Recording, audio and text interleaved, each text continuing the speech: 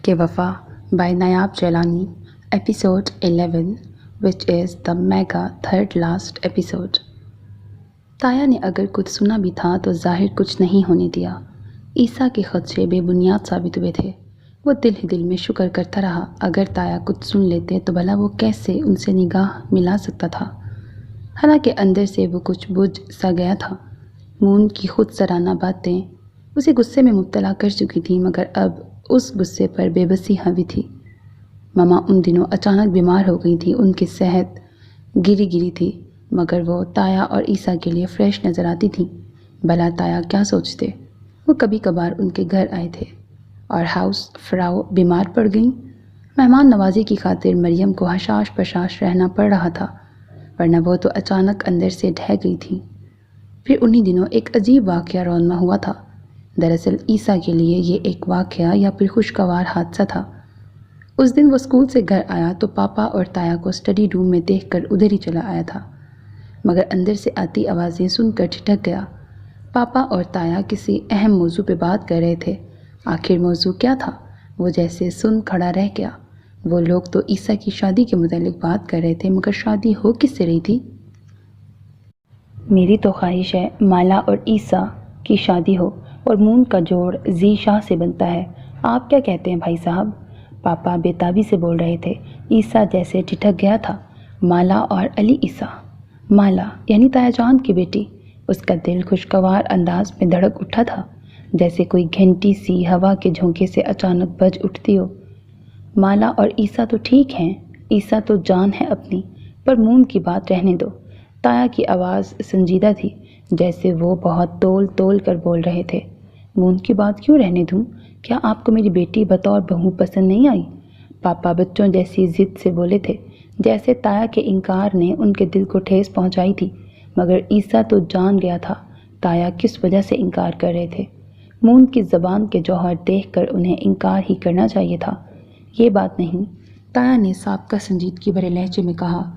مون مجھے بہت پیاری ہے، تمہاری بیٹی بہت خوبصورت ہے، پر مجھے نہیں لگتا زی شاہ اور مون ایک دوسرے کے ساتھ چل سکیں گے۔ وہ بھی مزاجن گرم ہے اور مون بھی کم نہیں، جبکہ عیسیٰ اور مالا ایک ہی لڑی کے موتی ہیں، ٹھنڈے، میٹھے اور مدھم۔ مجھے امید ہے بہت اچھا زندگی کا سفر طے کریں گے ایک ساتھ۔ انہوں نے گویا بات ہی ختم کر دی تھی، مگر پاپا نے بہت بحث کی۔ وہ مون کی بکواس سے واقف جو نہیں تھے، جو کچھ تایا سن چکے تھے، اس کے جواب میں ان کی مون کے لیے اتنی حلاوت بھی عیسیٰ کے لیے اچنبھے کا باعث تھی۔ انہوں نے مون کی شکایت بھی نہیں کی تھی، بس کہا تو صرف اتنا، حسیب بیٹی کی شادی میں تاخیر مت کرنا۔ ان کے لہجے میں جو واضح تنبیہ تھی اسے عیسیٰ بخوبی سمجھ چکا تھا۔ وہ مون کے رنگ ڈھنگ سے خوف زدہ تھے، مگر پاپا ان کی بات کو سمجھ نہیں سکے۔ وہ اپنی ضد پر اڑے رہے تھے۔ آپ زی کو ادھر بھیجیں گے تبھی مون کا کچھ سوچ سکوں گا۔ میں نے مون کو کہیں اور نہیں، صرف زی شاہ سے ہی بیانا ہے۔ پاپا کا لہجہ بھی اٹل تھا، ان کا انداز بچوں جیسا ضدی تھا، جیسے وہ ہر صورت اپنی بات منوانا چاہتے ہوں۔ اس طرح تو وٹا سٹا ہو جائے گا۔ تایا بھی بے بس سے ہو گئے۔ تو کیا فرق پڑتا ہے؟ پاپا کو اس بات سے کوئی فرق نہیں پڑنے والا تھا۔ تم فی الحال اس بات کو رہنے دو، صرف عیسیٰ اور مالا کی بات کرو۔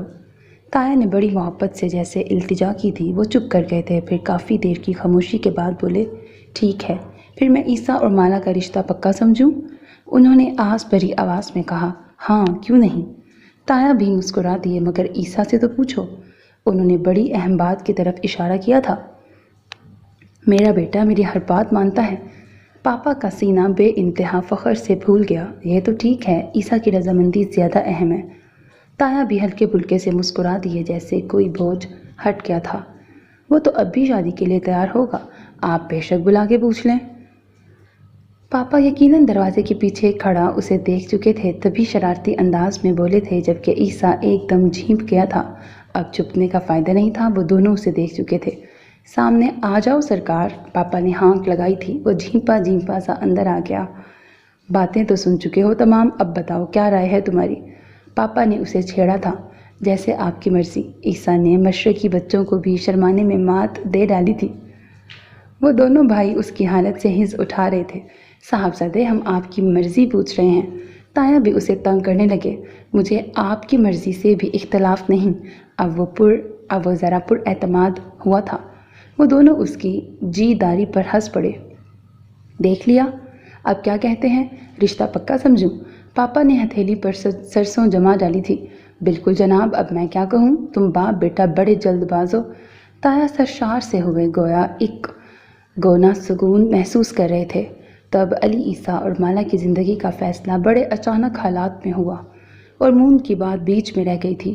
مون کی بکواس اگر تایا نہ سن چکے ہوتے تو شاید حالات مختلف ہوتے اور مون کا بھی زی شاہ سے رشتہ طے پا جاتا، مگر ایسا نہیں ہو سکا تھا۔ تایا نے وٹے سٹے کا بہانہ کر کے ایک طریقے سے پاپا کو ٹال دیا تھا۔ وہ مون کو اپنی بہو ہرگز نہیں بنانا چاہتے تھے۔ شاید ان کی زرق نظری اور دور اندیشی نے بعد کے حالات بھی دیکھ لیے تھے۔ یقیناً انہیں لگتا تھا مون کبھی ان کے بیٹے کا ساتھ نہیں دے سکتی، پھر رشتہ داری خراب کرنے سے بہتر تھا وہ لوگ یہ نیا رشتہ کرتے ہی نہیں۔ شاید تایا کا فیصلہ درست تھا، مگر پاپا کو بھلا کون سمجھاتا؟ وہ تو ہر صورت مون اور زی شاہ کا رشتہ بھی جوڑنا چاہتے تھے۔ وہ اپنے دونوں بچوں کا مستقبل روشن اور محفوظ دیکھنے کے خواہش مند تھے، اور یہ خواہش بے جا نہیں تھی۔ تایا کو جانے سے پہلے فوٹو والا البم دکھانا یاد آیا تھا۔ انہوں نے البم عیسیٰ کو پکڑا کر شرارتاً کہا، اسی البم میں اپنی بھی فوٹوز لگا دینا، پاکستان والے بھی دیکھنے کو بےتاب ہوں گے۔ انہوں نے مسکراتے ہوئے عیسیٰ کو چھیڑا تھا اور وہ ہنستا ہوا البم پکڑ کر اپنے کمرے میں چلا گیا۔ اسے اپنے کزنز کو دیکھنے کی بہت بے چینی تھی۔ عیسیٰ دروازہ بند کر کے بیڈ پر آ بیٹھا، پھر اس نے البم کھول کر جلدی سے دیکھا۔ دراصل یہ میٹھا میٹھا اٹھنے والا اضطراب صرف مالا کو دیکھنے کے لیے اسے بے قرار کر رہا تھا۔ اسے مالا کو دیکھنا تھا جو سمندروں کے فاصلے پر بیٹھی تھی، مگر عیسیٰ کو لگتا اس کے آس پاس ہی کہیں ہے۔ یہ کیفیات بہت اچانک رونما ہوئی تھیں۔ وہ اپنے محسوسات میں تبدیلی پاتا تھا، یوں لگتا جیسے اندر کا پورا سسٹم ہی بدل گیا ہے۔ پھر مالا کو دیکھنے کے بعد تو جیسے وہ اپنے آپ میں نہیں رہا تھا۔ اس کا دل دھڑکنوں کا ردھم بدل گیا تھا۔ حالانکہ وہ کوئی بہت حسین نہیں تھی، عام سی لڑکی تھی، مگر عیسیٰ کو ہمیشہ خاص لگتی تھی۔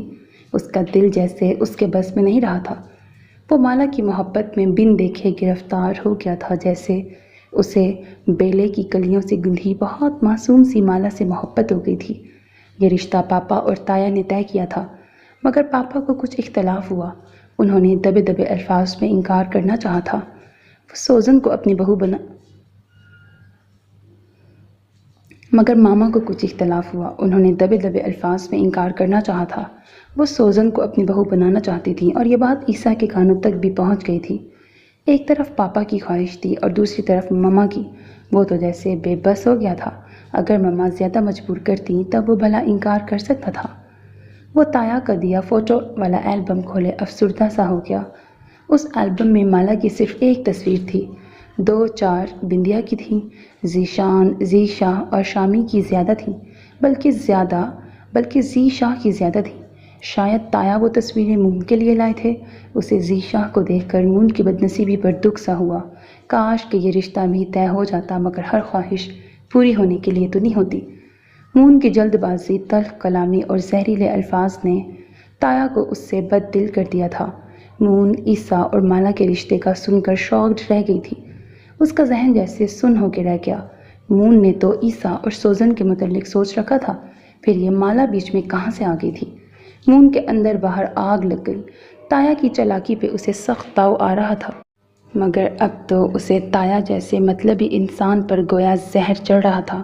تایا گھر میں ہوتے تو وہ ان کو ایسی ایسی باتیں سناتی کہ اپنی بیٹی کا رشتہ سب بھول جاتے، مگر تایا کہیں نکلے ہوئے تھے اور عیسیٰ جانے کہاں تھا۔ وہ عیسیٰ کی تلاش پہ آگ بگولا ہوتی اس کے کمرے میں آئی تو عیسیٰ وہاں بھی نہیں تھا۔ مون کو زہر اگلنا تھا، اس کے سامنے کوئی بھی ہوتا تو بچ نہ پاتا۔ وہ کمرے میں چکراتی غصہ پھونک رہی تھی۔ وہ عیسیٰ کے سارے طبق روشن کرنے آئی تھی اور اسے مجبور کرنے آئی تھی تاکہ وہ تایا کے منہ پر اس رشتے سے انکار کر دے۔ آخر تایا کی مطلب پرستی کھل کر سامنے آ ہی گئی تھی۔ بیٹا نے صحیح، بیٹی کو جرمنی بھیجنے کا منصوبہ کامیاب ہو ہی رہا تھا۔ مون ایسا ہرگز بھی نہیں ہونے دے گی، اس نے فیصلہ کر لیا تھا۔ آخر اس کے خدشے اور چھٹی حس کے اشارے بے بنیاد نہیں تھے۔ یوں ہی کمرے میں چکراتی مون کی نگاہ تکیے کے نیچے البم تک گئی تھی۔ اس نے کچھ تجسس کے عالم میں تکیہ پیچھے ہٹا کے دیکھا۔ نیچے ایک البم پڑا تھا۔ وہ حیرانی کے عالم میں تصویریں ایک ایک کر کے دیکھنے لگی۔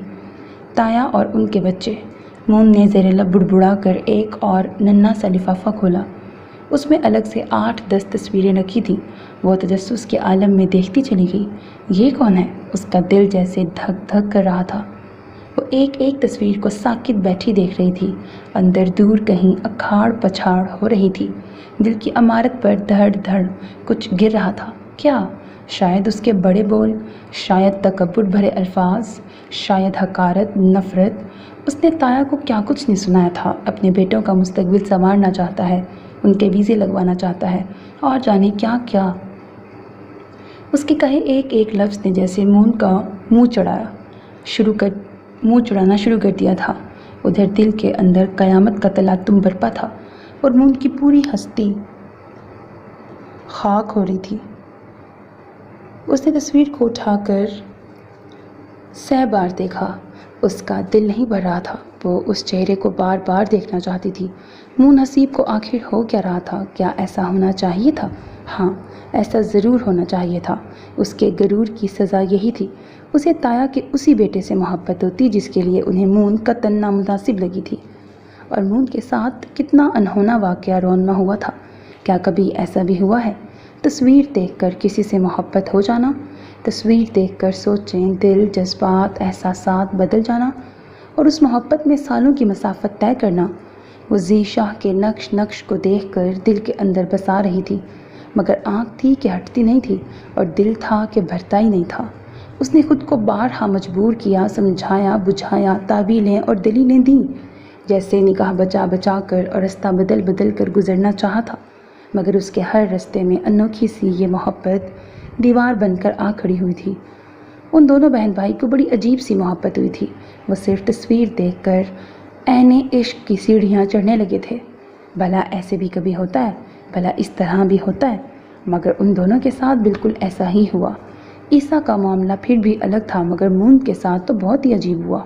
وہ لمحوں میں پرائی ہو گئی تھی، جیسے کچھ بھی اس کا اپنا نہیں رہا تھا۔ دل سمندر پار تایا کے اس بیٹے کے حصار میں چلا گیا جو کل تک اس کی نظر میں کچھ نہیں تھا اور آج پورا عالم سمیٹے بیٹھا تھا۔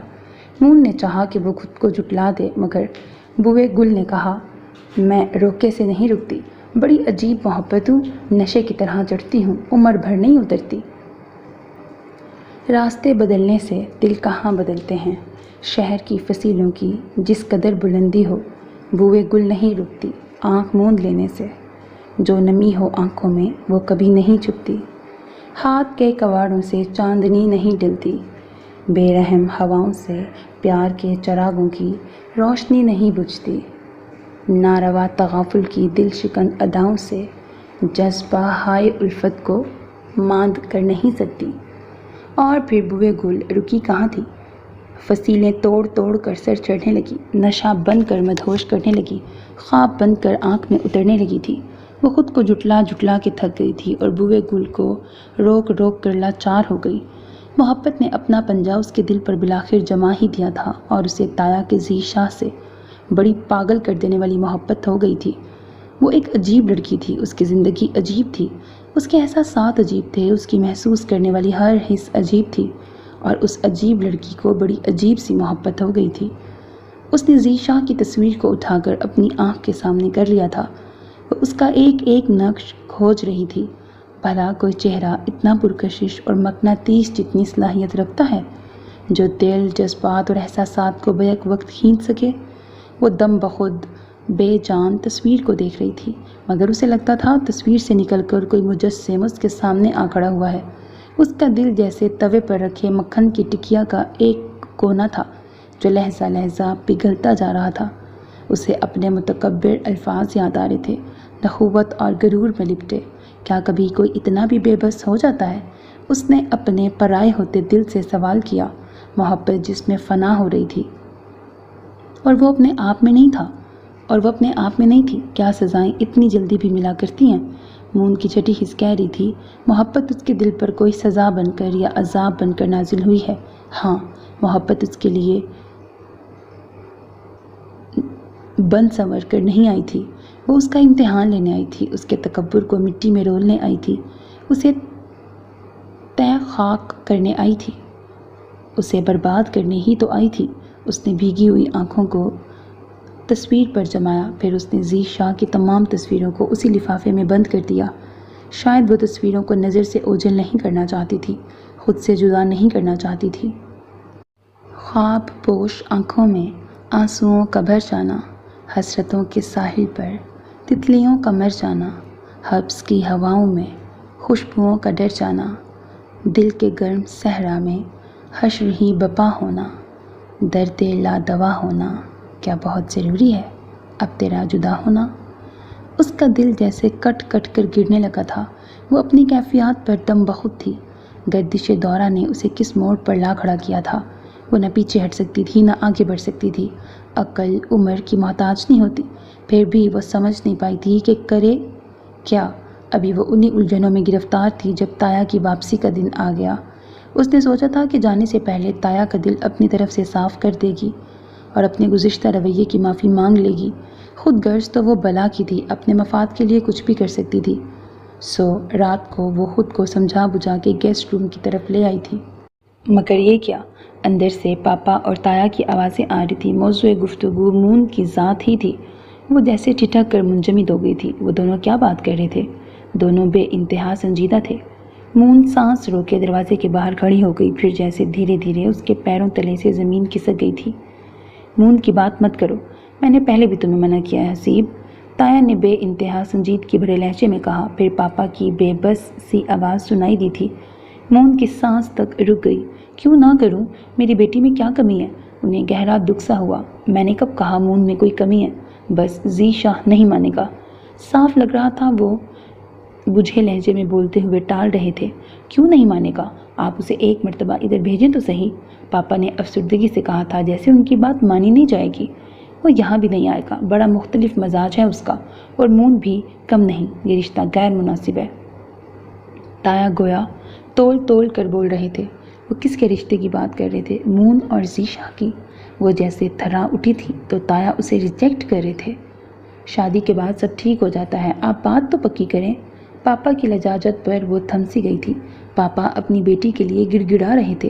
کیا بوئے گل پاپا تک بھی پہنچ گئی تھی؟ کیا مون کی محبت کا اعلان ہو گیا تھا؟ خوشبو بکھر رہی تھی، مہک نکھر رہی تھی۔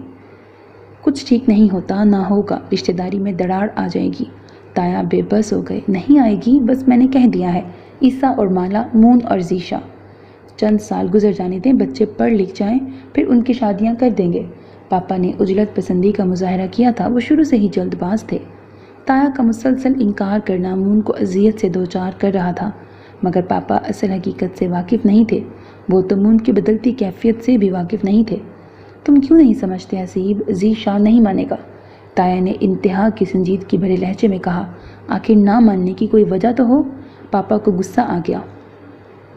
تمہاری بیٹی کا مزاج مختلف ہے۔ تایا پھر سے بے بس ہو گئے۔ وہ کیسے بھلا مون کے مزاج کی تشریح کرتے؟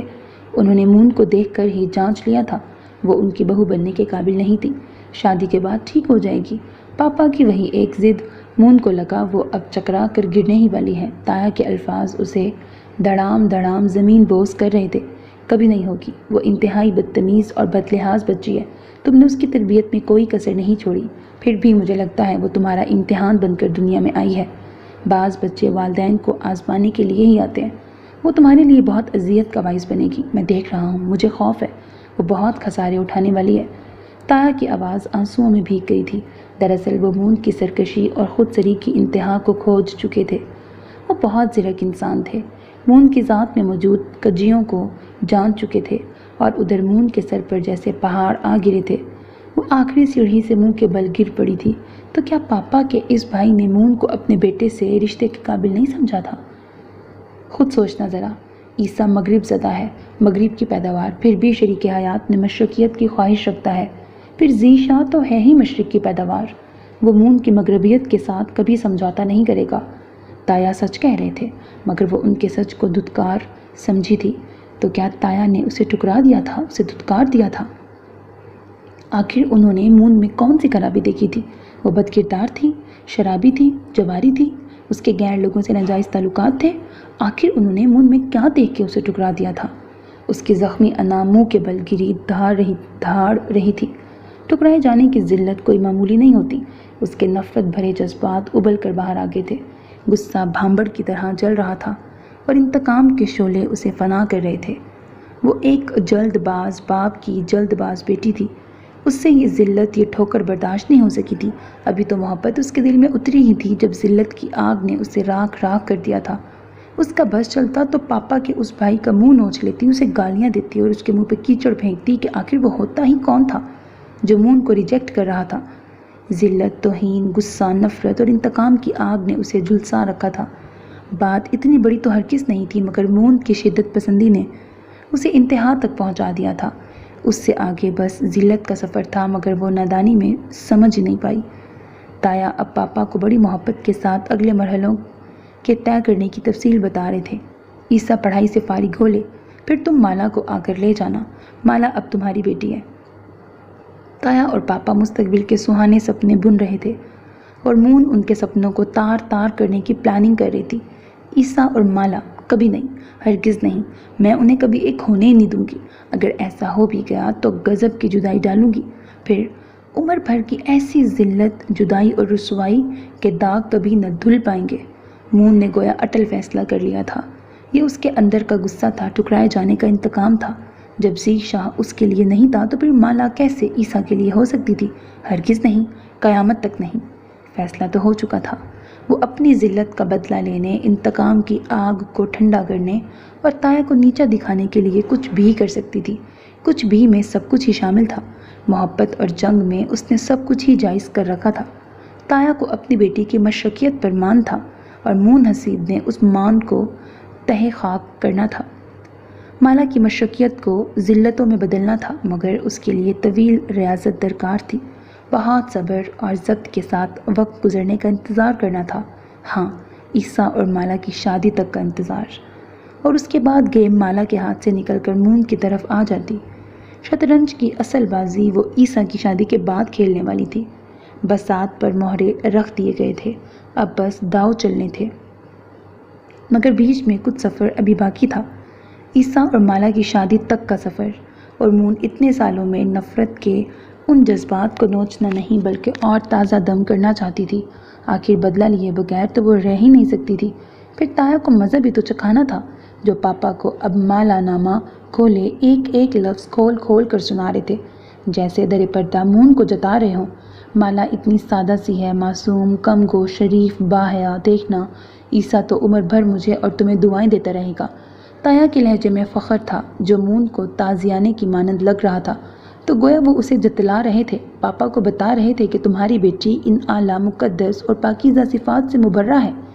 وہ در پردہ اسے کوڑے مار رہے تھے اور مون ذلت و توہین کے احساس سے بھڑ بھڑ جل رہی تھی۔ پاکیزہ، باحیا، معصوم، دیکھوں گی یہاں آگے کتنی معصوم، پاکیزہ اور باحیا رہتی ہے۔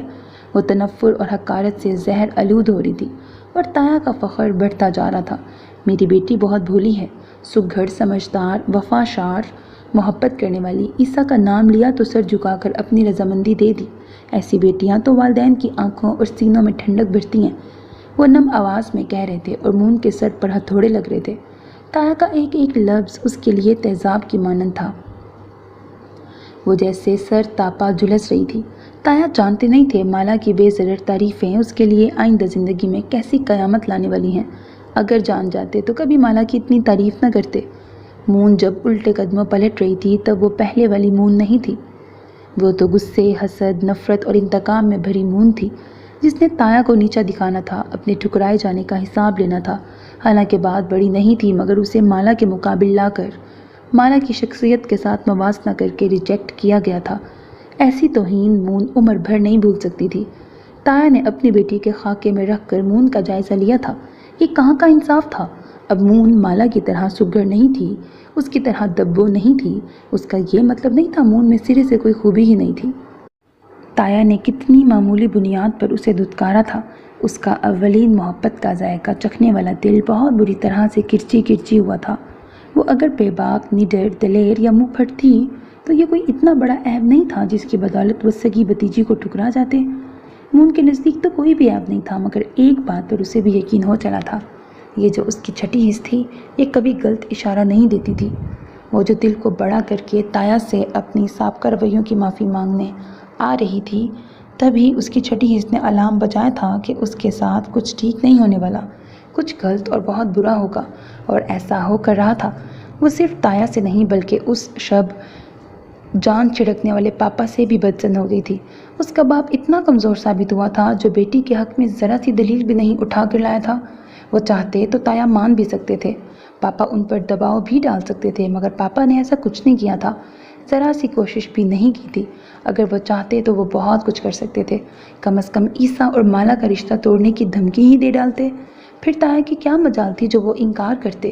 اتنا تو مون جان ہی چکی تھی، تایا عیسیٰ کے لیے بے انتہا حساس ہو چکے تھے اور عیسیٰ کو ہر صورت اپنا داماد بنانا چاہتے تھے۔ عیسیٰ اپنی پیاری پیاری عادتوں کے باعث تایا کے دل میں کھپ گیا تھا، مگر اس کے پاپا نے بغیر لڑے ہی ہتھیار پھینک دیے تھے۔ جاتے جاتے تایا انہیں باور کروا گئے تھے، زی شاہ کے لیے مون کو مت بٹھانا، جلد از جلد شادی کر دینا، بیٹیوں کو وقت کے ساتھ ہی رخصت کرنا چاہیے۔ تایا کے یہ الفاظ تابوت میں آخری کیل ثابت ہوئے تھے۔ مون کا انتقام اور بھی بڑھ گیا تھا۔ اب تو وہ کسی بھی صورت تایا اور مالا کو معاف کرنے والی نہیں تھی۔ مالا اس کے دشمنوں کی فہرست میں ایک دم ٹاپ پر چلی گئی تھی۔ اب اسے اپنا انتقام پورا کرنا تھا، تایا کو نیچا دکھانا تھا، مگر اس کے لیے عیسیٰ اور مالا کی شادی بہت ضروری تھی۔ مون کا منصوبہ بڑا مختصر اور جامع تھا، مالا کو بدنام، ذلیل اور خوار کر کے عیسیٰ کی زندگی سے بے دخل کرنا، پھر اسے ذلتوں کے داغ لگا کر واپس پاکستان بھجوانا، تاکہ عزت مآب تایا صاحب اپنی لاڈلی کے کرتوت دیکھ کے شرمسار ہو جاتے، پھر اپنے ہی کہے الفاظ کے کوڑوں سے لہولہان ہوتے رہتے۔ ان کی لاڈلی، بھولی، باحیا، باوفا بیٹی کو ذلیل کرنا مون کا اولین مقصد بن گیا تھا۔ اس سے نہ صرف انتقام کی آگ ٹھنڈی ہو جاتی بلکہ تایا کو ان کے تکبر کی سزا بھی مل جاتی جو نیک اور فرما بردار اولاد پر اتراتے پھرتے تھے۔ ایک جامعہ پلاننگ بناتے ہوئے مون حسین بھول چکی تھی کہ اس کے پاس جزا اور سزا کا کوئی اختیار نہیں۔ ہر شخص اپنے عمل کا بھگتان خود ہی اپنی ذات پہ ہی بھگتنے والا ہے۔ اگر کوئی غرور یا تکبر میں مبتلا بھی تھا تو بھلا مون کون ہوتی تھی اسے سزا دینے والی؟ ذرا سی غلطی، ہلکی سی سرزنش انسان کے لیے عمر بھر کا پچھتاوا بن جاتی ہے، اور مون کے دفتر تو ویسے بھی بھرے پڑے تھے، جس صفحے کو بھی کھولتی اندر سے خسارے اور نقصان کی فہرست نکل آتی تھی۔ مگر انسان ٹھوکر کے بنا کہاں سمجھتا ہے، اور مون تو ٹھوکروں پہ سب کو رکھتی تھی، اسے چھوٹی موٹی ٹھوکر نے کیا کہنا تھا۔ اندھا دھند بھاگتے ہوئے انسان رائل روڈ کو بھول جاتا ہے، پھر جب تک کوئی بریکر نہیں آتا رکتا نہیں، اور یہی بریکر چاہے تو گڑھے میں پھینک دے، چاہے تو قبر میں۔ اور مون صرف ان دو لفظوں اور ایک لائن کا مفہوم عمر بھر نہیں سمجھی تھی کہ سارے معاملے تقدیر کے آگے سرنگوں ہیں، اور تدبیر جتنی بھی مضبوط سہی، تقدیر کی رسی اسے اکھاڑ کے رکھ دیتی ہے۔ محبت کو اس نے امرت نہیں، سم قاتل بنا لیا تھا، پھر مرنا تو تھا ہی، سلگنا تو تھا ہی۔ محبت کو شہد سمجھ کر پینے والے ہارے ہوئے انسان بہت کم ہوتے ہیں، جو ہار کر بھی شہد بنے رہتے ہیں، شہد کی دلدل میں عمر بھر ڈوبے رہتے ہیں۔ محبت کے مارے ہوئے اکثر زہر بن جاتے ہیں، اور یہ زہر وہ کسی نہ کسی کی رگوں میں ضرور اتارتے ہیں، کسی نہ کسی انتقامی جذبے کے باعث۔ مون کے ساتھ بھی کچھ یوں ہی ہوا تھا۔ تایا چلے گئے، مگر مون کے اندر ہمیشہ تازہ رہنے والا زخم چھوڑ گئے، اور ان کے چلے جانے کے بعد ان کے گھر کا ماحول بھی کچھ اچھا نہیں رہا تھا۔ ماما اور پاپا کی پہلی مرتبہ زندگی میں بحث ہوئی تھی۔ ماما کی طبیعت بھی ٹھیک نہیں تھی، اسی وجہ سے پاپا نرمی برت رہے تھے، ورنہ جو ماما نے شور اٹھایا تھا وہ انہیں سخت گراں گزر رہا تھا۔ ماما مالا کو اپنی بہو نہیں بنانا چاہتی تھی، یہ نہیں تھا انہیں مالا سے کوئی پرخاش تھی، وہ بس سوزن کے لیے اپنے دل میں کچھ زیادہ نرم گوشہ رکھتی تھی۔ انہوں نے پاپا سے پہلی مرتبہ بحث کی تھی۔ میں سوزی کے لیے موتر سے بات کرنے کا ارادہ رکھتی تھی، مریم نے بجھے سے انداز میں کہا تھا، جیسے اس کی دیرینہ خواہش پوری ہونے سے دور ہو چکی تھی۔ مون اس وقت وہیں تھی اور وہ ٹھہر کر ان کی باتیں سننا چاہتی تھی، مگر بات کی تو نہیں اور کرنا بھی نہیں۔ میں سوزی کو بہو نہیں بنا سکتا۔ پاپا کا لہجہ اٹل تھا، جیسے وہ فیصلہ کر چکے تھے اور اب اپنے فیصلے سے ہٹنے والے نہیں تھے۔ اس سمے مون کو پاپا بہت ہی برے لگے تھے۔ سوزی میں کیا برائی ہے؟ مریم دکھی سی ہو گئی۔ میں نے یہ نہیں کہا، پاپا برا مان گئے تو پھر؟ وہ رونے لگی تھی اور ماں کے آنسو مون کے دل پہ گر رہے تھے۔ اس کا دل چاہا وہ پاپا کو روک دے، مگر بے بسی کے باعث کچھ نہیں کر سکی تھی۔ میں بھائی صاحب سے بات کر چکا ہوں مریم۔ پاپا بھی جیسے بے بس ہو گئے تھے، ماما کے آنسوؤں نے انہیں پگھلا دیا تھا۔ آپ معذرت کر لینا پلیز میری خاطر، میں سوزی کو بہت چاہتی ہوں، وہ بہت اچھی بچی ہے، ایک ٹوٹے گھر کا درد اپنے دل میں رکھتی ہے، اسے یہاں محفوظ جگہ اور محبت کرنے والے لوگ مل جائیں گے۔ مریم نے اپنے جذبات پاپا تک پہنچا دیے تھے۔ پاپا سوچ میں پڑ گئے تھے۔ مریم تم ایسا کیوں سوچتی ہو؟ سوزی کی شادی میں خود کروں گا، تم سوزی کی فکر مت کرو۔ پاپا کے لیے مما کو روتا دیکھنا بہت مشکل تھا۔ پھر مریم ان دنوں بہت بیمار تھی، اس کی رپورٹس کچھ بہتر نہیں آئی تھیں، مزید ٹیسٹ وغیرہ کروائے جا رہے تھے۔ ان حالات میں وہ اسے کوئی تکلیف نہیں دینا چاہتے تھے۔ سوزی کے لیے عیسیٰ بہت مناسب ہے، وہ بہت تعاون کرنے والا سمجھدار لڑکا ہے، سوزی کے ساتھ اچھا رہے گا۔ مریم بانجی کا مستقبل محفوظ دیکھنا چاہتی تھی، جبکہ وہ عجیب دوراہے پر کھڑے ہو گئے تھے۔ ایک طرف بھائی کو زبان دے رکھی تھی اور دوسری طرف بیمار بیوی کی خواہش تھی۔ کچھ سوچ کر انہوں نے مریم کو مستعز جاں فضا سنا دیا تھا۔ ٹھیک ہے مریم، تم عیسیٰ سے پوچھ لو، میری بات چلو خیر ہے، میں اپنے بھائی کو سمجھا لوں گا، پر تمہاری خواہش کیسے رد کر دوں؟ پاپا عجیب ٹوٹے سے لہجے میں بولے تھے۔ مون کے لیے پاپا کے الفاظ بہت حیران کن تھے۔ وہ سوچ بھی نہیں سکتی تھی پاپا مما کی خاطر تایا کو جواب دے دیں گے۔ اسے پاپا کی یہ کوئی سازش ہی لگتی تھی۔ شاید وہ مما کا دل نہیں توڑنا چاہتے تھے اور یہ بھی جانتے تھے کہ عیسیٰ خود ہی انکار کر دے گا۔ کیا خبر پاپا کی یہی پلاننگ ہو؟ فی الوقت مون کوئی حتمی رائے قائم نہیں کر سکی تھی، پر پاپا کی دور اندیشی پہ اش ضرور کر اٹھی تھی، جیسے انہوں نے مما کو چکمہ دے دیا تھا۔ اب وہ انتظار میں تھی کہ مما کب عیسیٰ سے بات کرتی ہیں، مگر اس سے بھی پہلے مما کی بھیانک رپورٹس آ گئیں۔ انہیں کینسر تشخیص ہوا تھا۔ شاید پاپا کے مان جانے کی وجہ بھی مما کی بیماری تھی۔ وہ مما کی تکلیف بڑھانا نہیں چاہتے تھے۔ مون نے غور کیا تو اسے احساس ہوا تھا پاپا بہت دنوں سے بہت اجڑے ویران لگ رہے تھے، جیسے مما کی بیماری کا انہیں پہلے سے ہی شک تھا۔ پاپا کی حالت ایک طرف، عیسیٰ بھی بہت اذیت میں تھا اور خود مون بھی ماں کی بیماری کا سن کر اندر سے ٹوٹ گئی تھی۔ مریم کی اذیت، درد اور بیماری نے انہیں پھر سے جوڑ دیا تھا، اور مریم کی بیماری کا موضوع ایسا تھا جس پہ مون اپنے تمام اختلافات اور پاپا کے لیے دل میں موجود انات کو بھی بھلا کر بات کر لیا کرتی تھی۔ ان دنوں بس مریم کی صحت اور زندگی ان سب کے لیے اہم ہو گئی تھی، باقی ہر بات ثانوی حیثیت اختیار کر گئی تھی۔ مما کا مہنگے سے مہنگا علاج جاری تھا۔ پاپا کاروبار بلا کر مما کی پٹی سے لگ گئے تھے اور عیسیٰ کو اپنا کالج تک بھول گیا تھا۔ دن رات ماں کے گرد گھومنے کے سوا اس کا کوئی اور دوسرا کام نہیں تھا، جیسے وہ کسی خدشے کا شکار تھا کہ جو ہی وہ مما کی نگاہ سے اوجھل ہوا، مما ان کے درمیان نہیں رہیں گی۔ اور ادھر مون کی مشہور زمانہ چھٹی حس بھی خطرے کا الارم بجا رہی تھی۔ اسے لگتا تھا عیسیٰ کا خدشہ مجسم کھڑا ہونے والا ہے۔ ان کے دل جس خوف کا شکار تھے، وہی خوف موت کی آہٹیں لیے دھیرے دھیرے ان کے گھر میں قدم رکھ رہا تھا۔ وہ عیسیٰ سے اپنے دل کی بات کہنا عرصہ پہلے چھوڑ چکی تھی۔ ان کے درمیان تایا کے موضوع پر آخری مرتبہ جو بحث ہوئی تھی، اس کے بعد کوئی تکرار نہیں ہوئی۔ مون خود ہی عیسیٰ سے کھنچ گئی تھی اور اس سے دور دور رہنے کی کوشش کرتی تھی، حالانکہ اس نے بارہا محسوس کیا تھا عیسیٰ اس سے کچھ کہنا چاہتا ہے، یقیناً مما کے موضوع پر بات کر کے اپنا دل ہلکا کرنا چاہتا تھا، مگر مون اس کی خواہش کو پیروں تلے روندتی رہی تھی۔ اس نے عیسیٰ سے جو فاصلہ روا رکھا تھا اس میں کمی نہیں آنے دی تھی، بلکہ اسے اور ہی بڑھا لیا تھا۔ مالا کے لیے ان کے گھر میں جو چھوٹی موٹی جھڑپیں ہوئی تھیں ان کا خاتمہ ہو چکا تھا۔ مما کی بیماری کے ساتھ ہی گویا ہر موضوع خود بخود بند ہو گیا تھا، مگر ایک روز جب مما کو ہسپتال ایڈمٹ ہوئے، چوتھا دن تھا، مما نے خود ہی عیسیٰ کو بلا کر سوزن کے متعلق بات کر لی تھی۔ وہ جیسے اپنی زندگی سے مایوس ہو چکی تھیں اور بیٹے کی زندگی کا کوئی فیصلہ کر لینا چاہتی تھیں۔ ادھر عیسیٰ جیسے عجب مشکل میں گرفتار ہو گیا تھا۔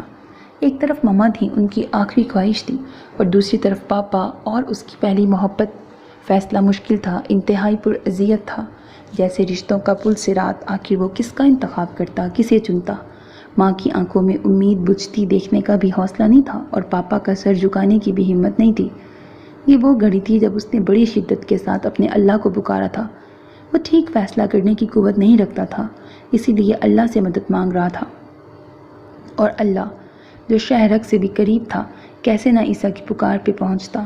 جیسے فیصلے کی مشکل ساتھ اس کے لیے آسان ہو گئی تھی، جیسے وہ پل صراط سے آنکھیں موند کر ہی گزر گیا تھا۔ دماغ نے ایک دلیل دی تھی اور دل نے اس پر مہر ثبت کی۔ وہ ماں کی ہتھیلیاں چومتا ماں کے پیروں پر جھک آیا تھا۔ آپ کی خواہش سر آنکھوں پر مما، جو آپ چاہیں گی وہی ہوگا، مگر پہلے آپ ٹھیک تو ہو جائیں۔ اس کے الفاظ نے بستر مرگ پہ پڑی مریم کو نہال کر دیا تھا۔ وہ جو دنوں میں بیماری کے ہاتھوں چت ہو گئی تھیں، جانے کب سے کینسر جیسا ناسور ان کے اندر پلتا رہا تھا، وہ چھوٹی موٹی تکلیف کو نظر انداز کرتی آئی تھیں، جس کا نتیجہ آج بھگت رہی تھیں۔ فی الوقت علی عیسیٰ کے الفاظ نے مریم کے اندر زندگی کی برقی لہر دوڑا دی تھی۔ انہوں نے اپنے بیٹے کی پیشانی چوم کے کہا، اتنی مہلت نہیں میری جان، بس سوزی کی زندگی کو محفوظ دیکھنا چاہتی ہوں، وہ بہت اچھی اور شفاف لڑکی ہے، مجھے خوف ہے بھٹک نہ جائے۔ مریم نے جیسے اپنے اندر کی خواہش کا اظہار کر دیا تھا۔ وہ اس لیے بھی سوزی کو بہو بنانا چاہتی تھی کہ کہیں ماحول کا تلسم اور حالات کی کٹھنائیاں اسے دل برداشتہ نہ کر دیں، وہ بھٹک نہ جائے، یہاں کے رنگ میں رنگ نہ جائے، اس کا خالص پن کھو نہ جائے، محبت میں ناکامی اس کی راہیں نہ کھوٹی کر دے۔ وہ سوزن کے جذبات سے باخبر تھی، مگر مون کے جذبات سے قطعاً بے خبر تھی۔ سوزی نہیں بھٹکے گی ماما، آپ اس وہم میں نہ پڑیں، وہ سچی اور اچھی لڑکی ہے، اپنے مذہب پر ثابت قدمی سے چل رہی ہے، کوئی بھی رکاوٹ اسے ڈگمگا نہیں سکتی۔ عیسیٰ نے نرمی سے کہا تھا، درے پردہ اس نے مریم کو احساس دلایا تھا وہ سوزن کی مذہبی روح کو نظر انداز نہ کریں، سوزی اپنے مذہب پہ کچھ بھی قربان کر سکتی ہے۔ یہ تم نے ٹھیک کہا۔ مریم جیسے گہری سوچ میں پڑ گئی تھی، یہ پہلو ایسا نہیں تھا جسے نظر انداز کر دیا جاتا، اور یہ بھی سچ تھا، وہ عیسائی بہو لانے کے حق میں نہیں تھی۔ وہ عیسیٰ کے بچوں کو کسی گڑھے میں کیوں کر پھینکتی؟ آخر شادی کے بعد بچے تو ہونے تھے، پھر ماں اور باپ کے درمیان لٹکی تلوار کو کیسے ادھر ادھر کرتے؟ مذہب جو واضح حقیقت تھا، ایک طرف باپ ہوگا صوم صلات کا پابند، ایک کھڑا اور سچا مسلمان، اور دوسری طرف ماں ہوگی ایک کٹر مذہبی عیسائی۔ بچے آخر کسے درست سمجھیں گے؟ کیا یہ باریکیاں نظر انداز کرنے والی تھی؟ مریم لمحہ بھر کے لیے گمسم رہ گئی تھی۔ لوہا گرم تھا، پھر ذرا سی چوٹ سے اور نرم ہو جاتا۔ علی عیسیٰ نے سابقہ نرم، حلیم اور محبت بھرے لہجے میں ماں سے کہا، مجھے سوزی سے شادی پہ کوئی اعتراض نہیں، شرط یہ ہے کہ وہ اسلام قبول کر لے، جیسے آپ نے اسلام قبول کیا تھا، پھر اسی رستے کو سچا تسلیم کیا اور اسی راہ پہ چلتی رہی۔ عیسیٰ نے اپنا فیصلہ سنا دیا تھا۔ مریم خاموش ہو کر اسی پہلو پر سوچتی رہی۔ عیسیٰ کی ڈیمانڈ کچھ غلط نہیں تھی، اس نے بالکل ٹھیک فیصلہ کیا تھا۔ مریم دل سے قائل ہو گئی، پھر اس نے اپنی ماں سے بات کرنے کا ارادہ کر لیا تھا، مگر اس سے بھی پہلے بلی کی چال چلنے والی مون نے ان ماں بیٹے کی پوری بات من و ان سن کر سوزن کو فون کھڑکا دیا۔ وہ کب سے سوزن کے روبرو بیٹھ کر بات کرنا چاہتی تھی، مگر ماں کی بیماری کی وجہ سے اسے کچھ ہوش نہیں تھا۔ اس کا نخرہ، غرور، نخوت یا پاپا اور عیسیٰ پر غصہ ایک طرف، ماں سے مون کو بھی شدید قسم کی محبت تھی، اور مریم کی تکلیف نے اسے کچھ عرصے تک کے لیے بہت کچھ بھلا رکھا تھا، حتیٰ کہ پروفیسر بشر کو بھی، جو مریم کی عیادت کے بہانے کئی مرتبہ آیا تھا، اور جسے حسیب احمد نے روبرو بلا کر دو ٹوک انداز میں اپنے گھر آنے سے منع کر دیا تھا۔ پاپا نے اپنے بھائی کی تنبیہ کو بھلایا نہیں تھا۔ مون کو پاپا کا رویہ برا لگا تھا، گھر آئے مہمان کو بے عزت کرنے کا انہیں کیا حق پہنچتا تھا؟ وہ اس وقت تو خاموش رہی تھی، مگر بعد میں پاپا سے بھی الجھ گئی تھی۔ اس نے انہیں ٹھوس لفظوں میں کہا تھا کہ وہ پروفیسر کے خلاف دل میں تایا کی وجہ سے بغض نہ رکھیں۔ دراصل تایا پروفیسر کو ناپسند کر گئے تھے، اب زمین ادھر سے ادھر ہو جاتی۔ پاپا نے کبھی پروفیسر کو پسندیدگی کی سند نہیں بخشنی تھی، اور جسے تایا اور پاپا ناپسند کر چکے تھے، مون بس انہی کی ضد میں اس شخص کو اچھا ثابت کرنے پر تل گئی تھی۔ پاپا نے اس کی خاطر تایا سے جنگ نہیں کی تھی، بلکہ ہتھیار پھینک دیے تھے، اور تایا نے اسے دھتکارا تھا، اپنے بیٹے کے قابل نہیں سمجھا تھا، سو یہ دونوں شخص مون کے لیے باعث اذیت بنے تھے۔ وہ ان دونوں کو تکلیف دے کر حظ اٹھانا چاہتی تھی۔ وہ کیسی نادان، احمق اور خسارے اٹھانے والی تھی، خود کو عقل کل سمجھ کر بھی نادانیاں کرتی رہی۔ فی الحال پاپا نے اسے پروفیسر کی حمایت پہ جھاڑا نہیں تھا، دراصل ماما کی بیماری نے ان کی سدھ بدھ بھلا رکھی تھی، وہ بے شمار گھریلو معاملات سے دور ہو چکے تھے۔ ان دنوں پاپا کو ماما کے علاوہ کچھ سوچتا ہی نہیں تھا، اور عیسیٰ بھی ہمہ وقت ہسپتال میں رہتا تھا۔ یہ وہی دن تھے جب پروفیسر نے مون حسیب کے گرد اپنی ہمدردیوں کا جال پھینک کر اسے اپنے بس میں کر لیا تھا۔ پروفیسر روزانہ ان کے گھر آ جاتا تھا، وہ 2-3 گھنٹے بیٹھتا اور مون سے ہر ٹاپک پہ بات کرتا۔ یوں ہی باتوں باتوں میں اس نے انتقال افکار کی برقی لہروں کے باعث مون سے بہت کچھ اگلوا لیا تھا۔ وہ کم عمر اور نادان تھی، پروفیسر ایک گھاک شکاری تھا۔ وہ مون کی کچی کلی جیسی محبت کی بو بھی پا گیا تھا۔ اپنے پاپا، بھائی، تایا اور ہونے والی بھابھی کے لیے مون کی بیزاری، بدگمانی اور نفرت بھی جانچ گیا تھا۔ پھر اس نے مون کے گرد اپنی ہمدردی کا جال پھینکا تھا۔ وہ پوری دنیا میں پروفیسر کے علاوہ کسی اور کو اپنا ہمدرد نہیں سمجھتی تھی، حالانکہ اس کی چھٹی حص اپنا مخصوص خطرے والا الارم بجاتی رہی تھی، اور یہ پہلی مرتبہ ہوا تھا جو اس نے چھٹی حص کے الارم پر کان نہیں دھرے تھے۔ حالانکہ یہ اللہ کی طرف سے اسے جو صلاحیت ملی تھی وہ اس کی زندگی کو امان میں رکھے ہوئے تھی، خطرات سے پہلے اسے الرٹ کرتی تھی اور اس کے اعصاب کو آنے والے حالات کے لیے پہلے سے تیار کر دیتی تھی، مگر یہ پہلی مرتبہ ہوا تھا جو اس نے الارم کی آواز سن کر بھی اپنے کان بند کر لیے تھے، جس کا مطلب تھا وہ کچھ سننا ہی نہیں چاہتی۔ پروفیسر کو گفتگو کا فن آتا تھا، وہ آنکھوں میں آنسو لا کر مریم کی طویل عمری کے لیے دعائیں کرتا، مون کے ساتھ بیٹھ کر دکھی ہوتا اور اس کی تنہائی پر افسوس کرتا تھا۔ مما کی بیماری کے مہینوں میں پروفیسر مون کے دل میں اپنا ایک الگ مقام پا چکا تھا۔ اب وہ پروفیسر سے ہر قسم کا مشورہ کرنے لگی تھی اور گھر کی ہر بات اسے ضرور بتاتی تھی۔ عیسیٰ اور مما کے درمیان ہونے والی گفتگو کو اس نے پروفیسر سے شیئر کیا تھا اور پروفیسر کے مشورے پر ہی اس نے سوزن کو فون کھڑکا دیا تھا۔ دراصل پروفیسر نے اسے سمجھایا تھا کہ وہ سوزن کو عیسیٰ سے اظہار محبت کرنے پر مجبور کرے، اس طرح سوزن بھی مون کو اپنا خیر خواہ سمجھے گی۔ مگر جب مون نے سوزن کو نہایت محبت اور خلوص کے ساتھ مشورہ دیا تو وہ حد سے ہی اکھڑ گئی۔ سوزن نے اس کی بات ماننے سے صاف انکار کر دیا تھا۔ عیسیٰ سے محبت اپنی جگہ، مگر میں اپنی انا کو زمین بوس نہیں کر سکتی۔ سوزن کا جواب نہایت ٹھوس تھا۔ مون کو شدید غصہ آ گیا۔ اس پل اسے سوزن کی بکواس، انا، خودداری اور عزت نفس پر بھی شدید تاؤ چڑھا تھا۔ تو پھر عیسیٰ کو گنوا دینا، مون نے چٹک کر کہا، وہ نصیب میں ہوا تو ضرور ملے گا۔ سوزن کا یقین بھی ہلکا نہیں تھا۔ مون لال انگارہ ہو گئی تھی۔ تمہارا صبر تمہیں لے ڈوبے گا، جانے کس خمار میں ہو تم۔ خود سے کوشش نہیں کرو گی تو عیسیٰ تمہارے قدموں میں نہیں گرے گا۔ مون کو زہر چڑھ گیا تھا۔ یہ پروفیسر کی پڑھائی پٹیاں تھیں جنہیں وہ دہرا رہی تھی۔ صبر کسی کو لے کے نہیں ڈوبتا۔ کیسی سوچ ہے تمہاری، جانے کن لوگوں میں اٹھنے بیٹھنے لگی ہو، پہلے تو ایسی نہیں تھی۔ سوزن جیسے حیرانی کا مظاہرہ کر رہی تھی۔ مون کی پیشانی پر سلوٹیں پڑ گئیں۔ میں پہلے بھی ایسی ہی تھی، اسے گیس چڑھ گیا تھا۔ نہیں، اب بدل گئی ہو۔ سوزن جیسے سوچ سوچ کے بول رہی تھی۔ مون اسے موضوع سے ہٹتا دیکھ کر بگڑ کے بولی، کام کی بات کرو جو تم کرنا نہیں چاہتی۔ عیسیٰ کا رشتہ پاپا نے طے کر دیا ہے۔ اپنے تئیں اس نے دھماکہ کیا تھا، مگر سوزن جیسے نارمل ہی رہی۔ بڑے کمال کا صبر رکھتی تھی۔ ایک کلمہ پڑھ لیتی تو سیدھی جنتی ہوتی، مگر اس نے کہا بھی تو کیا؟ جانتی ہوں میں، پر کیا کر سکتی ہوں۔ پہلی مرتبہ اس کی آواز میں نمی بھر گئی تھی۔ مون کو جیسے حوصلہ ہوا، بہت کچھ کر سکتی ہو اگر تم چاہتی ہو تو۔ مون کا لہجہ پرجوش تھا، جیسے وہ سوزن کو بہترین حل بتانے والی تھی۔ دوسری طرف سوزن ضبط کی گہری سانسیں کھینچ رہی تھی۔ اس محبت پر صبر کرنا آسان کہاں تھا؟ کیا؟ سوزن غائب دماغی سے بولی، تم عیسیٰ سے کہو کہ تم اس کے بغیر نہیں رہ سکتی اور تم خودکشی کرنے کا ارادہ رکھتی ہو۔ مون نے بڑا ٹھوس حل اسے بتایا تھا۔ وہ لمحے بھر کے لیے چپ سی کر گئی تھی۔ اس کی خاموشی نے مون کو کچھ اور شے دی تھی۔ عیسیٰ اتنا نرم دل ہے، کسی کو اپنی وجہ سے تکلیف میں نہیں دیکھ سکتا۔ تم مرنے کی دھمکی دو گی تو وہ آسانی سے مان جائے گا، مجھے یقین ہے۔ مون اسے نئی راہ دکھا رہی تھی۔ یہ راہ نسبتاً آسان بھی تھی، صرف دھمکی تو دینی تھی، عمل تو نہیں کرنا تھا، اور سوزن کو یقین تھا یہ دھمکی بہت کارگر ثابت ہو سکتی تھی۔ عیسیٰ کا دل بڑا ہی نرم تھا، بہت نرم، سچا اور خالص دل۔ وہ اپنی وجہ سے سوزن کو قبر میں کبھی نہ اترنے دیتا۔ وہ مالا سے محبت بھلا کر سوزن سے شادی بھی کر لیتا، پھر عمر بھر کبھی جتاتا بھی نہیں، کبھی تانا بھی نہ دیتا۔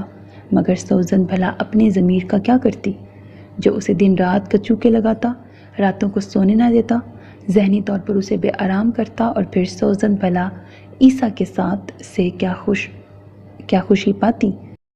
میں اسے خودکشی کی دھمکی نہ بھی دوں تب بھی تانتے مریم کی خاطر وہ مجھ سے شادی کے لیے رضامند ہو جائے گا۔ مگر کیا ہے مون کہ میں نے عیسیٰ سے خود شادی کرنے سے انکار کر دیا ہے۔ بہت دیر مون کی تقریر سن لینے کے بعد سوزن نے گویا بومب مون کے سر پر بلاسٹ کیا تھا۔ وہ جیسے ہکا بکا رہ گئی تھی۔ تم نے انکار کر دیا؟ تم پاگل تو نہیں؟ مون جیسے چیخ پڑی تھی۔ میں پاگل نہیں، وہ مطمئن تھی۔ تو پھر کیا ہو؟ مون کو پھر سے گیس چڑھ گیا تھا۔ سوزن کی حرکتیں کبھی کبھی ناقابل برداشت ہو جاتی تھیں۔ وہ سوزن کے لیے اتنی محنت کر رہی تھی، مگر سوزن، میں صرف اپنے اندر ضمیر رکھتی ہوں۔ سوزن کے جواب نے مون کے منہ پر تماچا مارا تھا۔ وہ لمحہ بھر کے لیے بھونچکا کے رہ گئی تھی۔ اس سے کوئی اور بات نہیں بن پائی۔ بہت دیر کی خاموشی کے بعد وہ دھیرے سے بولی، تم پاگل ہو یقیناً۔ مون کی آواز سرگوشیانہ قسم کی تھی۔ سوزن کے لبوں پر مسکراہٹ رینگ گئی۔ میرا جواب وہی ہے۔ سوزن باضمیر ہے۔ اس نے آنکھ کے کونے صاف کر لیے تھے۔ جب فیصلہ ہو چکا تو پھر پچھتانا کیسا؟ اس نے اس محبت کو سر کا بھوت نہیں بنایا تھا، شاید اسی لیے مطمئن تھی۔ جھوٹ مت بولو، تمہاری محبت ہی پانی کا بلبلا ہے۔ دراصل اہل مغرب کی عورتوں کو محبت کرنا ہی نہیں آتا، اگر کرتی بھی ہیں تو محض ڈھکوسلا۔ مون نے زہر خوند ہو کر کہا تھا۔ کہاں تو عیسیٰ پر وہ جان مارتی تھی، اوائل عمری سے ہی چپکے چپکے اسے چاہنے لگی تھی۔ بہت سالوں سے عیسیٰ کے لیے اپنے من میں محبت کا جذبہ رکھے ہوئے تھی، اور اب ضمیر کا ٹنٹنا لگا کے جیسے جان چھڑوانے کی کوشش کر رہی تھی۔ شاید سوزن کی نظر کسی اور پہ ٹک گئی تھی، وہ میکس وان یا پھر کوئی اور ایرا گہرا۔ تبھی تو آج نگاہیں بدل گئی ہیں۔ لگتا ہے سوزن نے کوئی اور تاڑ لیا ہے جو عیسیٰ سے بڑھ کر شاندار ہوگا۔ یہ مون کے اپنے اندازے تھے جو کسی کیچڑ میں لتھڑے جوتے کی طرح ہی مون کے منہ پر آ پڑے تھے۔ اس کے کانوں نے سوزن کی آواز سنی تھی، وہ جیسے لمحے بھر کے لیے دم بخود رہ گئی تھی۔ میں عیسیٰ علیہ السلام کی خاطر ہر قربانی دے سکتی ہوں، مگر علی عیسیٰ کی خاطر عیسیٰ علیہ السلام اور مقدس انجیل کو نہیں چھوڑ سکتی۔ عیسیٰ کہتا ہے میں اسلام قبول کر لوں، جبکہ میں اسلام قبول نہیں کر سکتی۔ میرے اور عیسیٰ کے رستے جدا ہیں، ہم کبھی نہیں مل سکتے، اور میں اجنبی راہوں پر اندھا دھند دوڑنے والوں میں سے نہیں ہوں۔ سوزن نے بہت ٹھوس، مفصل اور جامع جواب دیا تھا۔ مون جیسے اپنا سمو لے کے رہ گئی تھی۔ جہنم میں جاؤ۔ جب کچھ اور نہ سوجھا تو مون نے گیس کے عالم میں فون بند کر دیا تھا۔ سوزن کا معاملہ جہاں سے شروع ہوا تھا وہیں ختم ہو گیا۔ مریم نے سوزن کو بہت سمجھایا تھا، مگر اس کی نہ ہاں میں نہیں بدلی تھی۔ وہ اپنے مذہب کو ہرگز نہیں چھوڑ سکتی تھی۔ اس نے محبت کو مذہب پر قربان کر دیا تھا۔ وہ بواریا کی عام لڑکیوں سے بہت مختلف تھی۔ اس نے سپر لگژری لائف کو ٹھوکر مار دی تھی اور گروسی کے باڑے میں اپنے لیے مصروفیت ڈھونڈ لی۔ چرچ کے علاوہ گروسی کا باڑ اس کی واحد پناہ گاہ تھا۔ وہ خود کو بھینسوں اور بکریوں کے ساتھ مصروف رکھتی۔ مون نے اپنے تئیں سوزن پر لعنت بھیج دی تھی۔ جب اسے اپنی محبت کا خود احساس نہیں تھا تو پھر مون کیوں کرتی؟ مگر پروفیسر بشر نے اسے ہتھیار پھینکنے سے منع کر دیا تھا۔ پروفیسر کا خیال تھا سوزن وقتی طور پر جذباتیت کا شکار ہے، جلد اسے اپنی غلطی کا ادراک ہو جائے گا، مگر تب تک کوئی رستہ نہیں بچے گا۔ سو مون کو چاہیے وہ پتھر میں سوراخ کرتی رہے اور سوزن کو عیسیٰ کے حوالے سے قائل کر لے۔ مون نے اپنے کری منصوبے کو پروفیسر سے بھی شیئر کیا۔ مالا اور عیسیٰ کی شادی کے بعد ان کی طلاق اور پھر عیسیٰ کو سوزن کی طرف مائل کرنا۔ پلاننگ ایک دم مضبوط تھی، کہیں بھی جھول نہیں تھا۔ وہ یقیناً جلد کامیابی پا جاتے، مگر ایک صبح اچانک مریم کا انتقال ہو گیا۔ یہ صدمہ مون کے لیے بہت بھیانک تھا۔ وہ مہینوں ٹوٹ پھوٹ کا شکار رہی تھی۔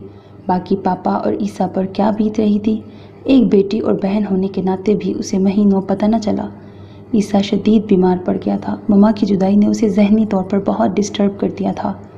پاپا مما کا غم بھول کر عیسیٰ کی فکر میں لگ گئے تھے، مگر وہ سنبھلنے میں نہیں آ رہا تھا۔ ہسپتال سے گھر آ کر سارا دن اپنے کمرے میں بند رہتا یا پھر اسٹوڈیو میں وقت گزارتا۔ پاپا کے لیے عیسیٰ کی تکلیف بہت اذیت ناک تھی۔ پھر انہوں نے عیسیٰ کا دل بہلانے کا یوں سامان کیا کہ اسے گروسی کی طرف بواریا بھجوا دیا تھا۔ خود وہ اتنے مہینوں بعد دفتر کیا گئے کہ پھر وہیں کے ہو کے رہ گئے تھے۔ اگرچہ وہ مون سے بے نیاز ہرگز نہیں تھے، مگر مون خود ہی ان سے کترائی کترائی رہتی تھی۔ باپ سے ایسی بدگمان ہوئی کہ دوبارہ ان کے قریب آ ہی نہیں سکی تھی۔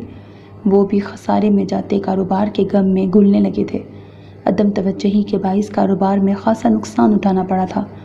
بزنس کی فکر نے انہیں گھر سے دور نہیں کیا تھا۔ وہ مون کے لیے دن میں کئی مرتبہ فون کرتے تھے، نینی سے پورے دن کی رپورٹ لیتے، مون کیا کرتی ہے، اسکول سے کب آتی ہے اور گھر میں تعزیت کے لیے کون کون آ رہا ہے۔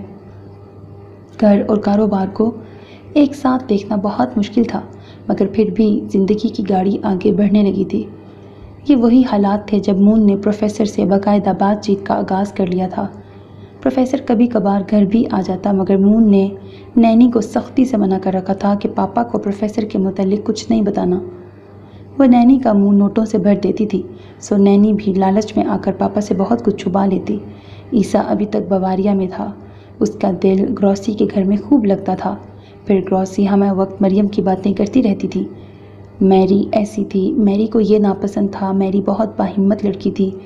وہ شادی سے پہلے میرے ساتھ بواریا میں بہت کام کرتی تھی، چھٹیوں میں گھر آتی اور میرے مہینے بھر کے کام کر جاتی۔ گروسی کے لیے بھی بیٹی کی جدائی کا صدمہ معمولی نہ تھا۔ وہ مریم کی یاد میں آپ دیدہ رہتی۔ عیسیٰ بھیگی آنکھوں کے ساتھ ماما کی باتیں سنتا رہتا۔ اس کا دل چاہتا وہ ہر وقت ماما کی باتیں کرے، ماما کی باتیں سنے۔ کبھی کبھار تانتے بھی گفتگو میں حصہ لے لیتی۔ تانتے شوہر سے علیحدگی کے باعث اب مستقل یہیں آ چکی تھی۔ سوزن کا رویہ البتہ بہت مختلف تھا۔ وہ روزمرہ کام سر انجام دیتے ہوئے چپکے علی عیسیٰ کو دیکھتی رہتی۔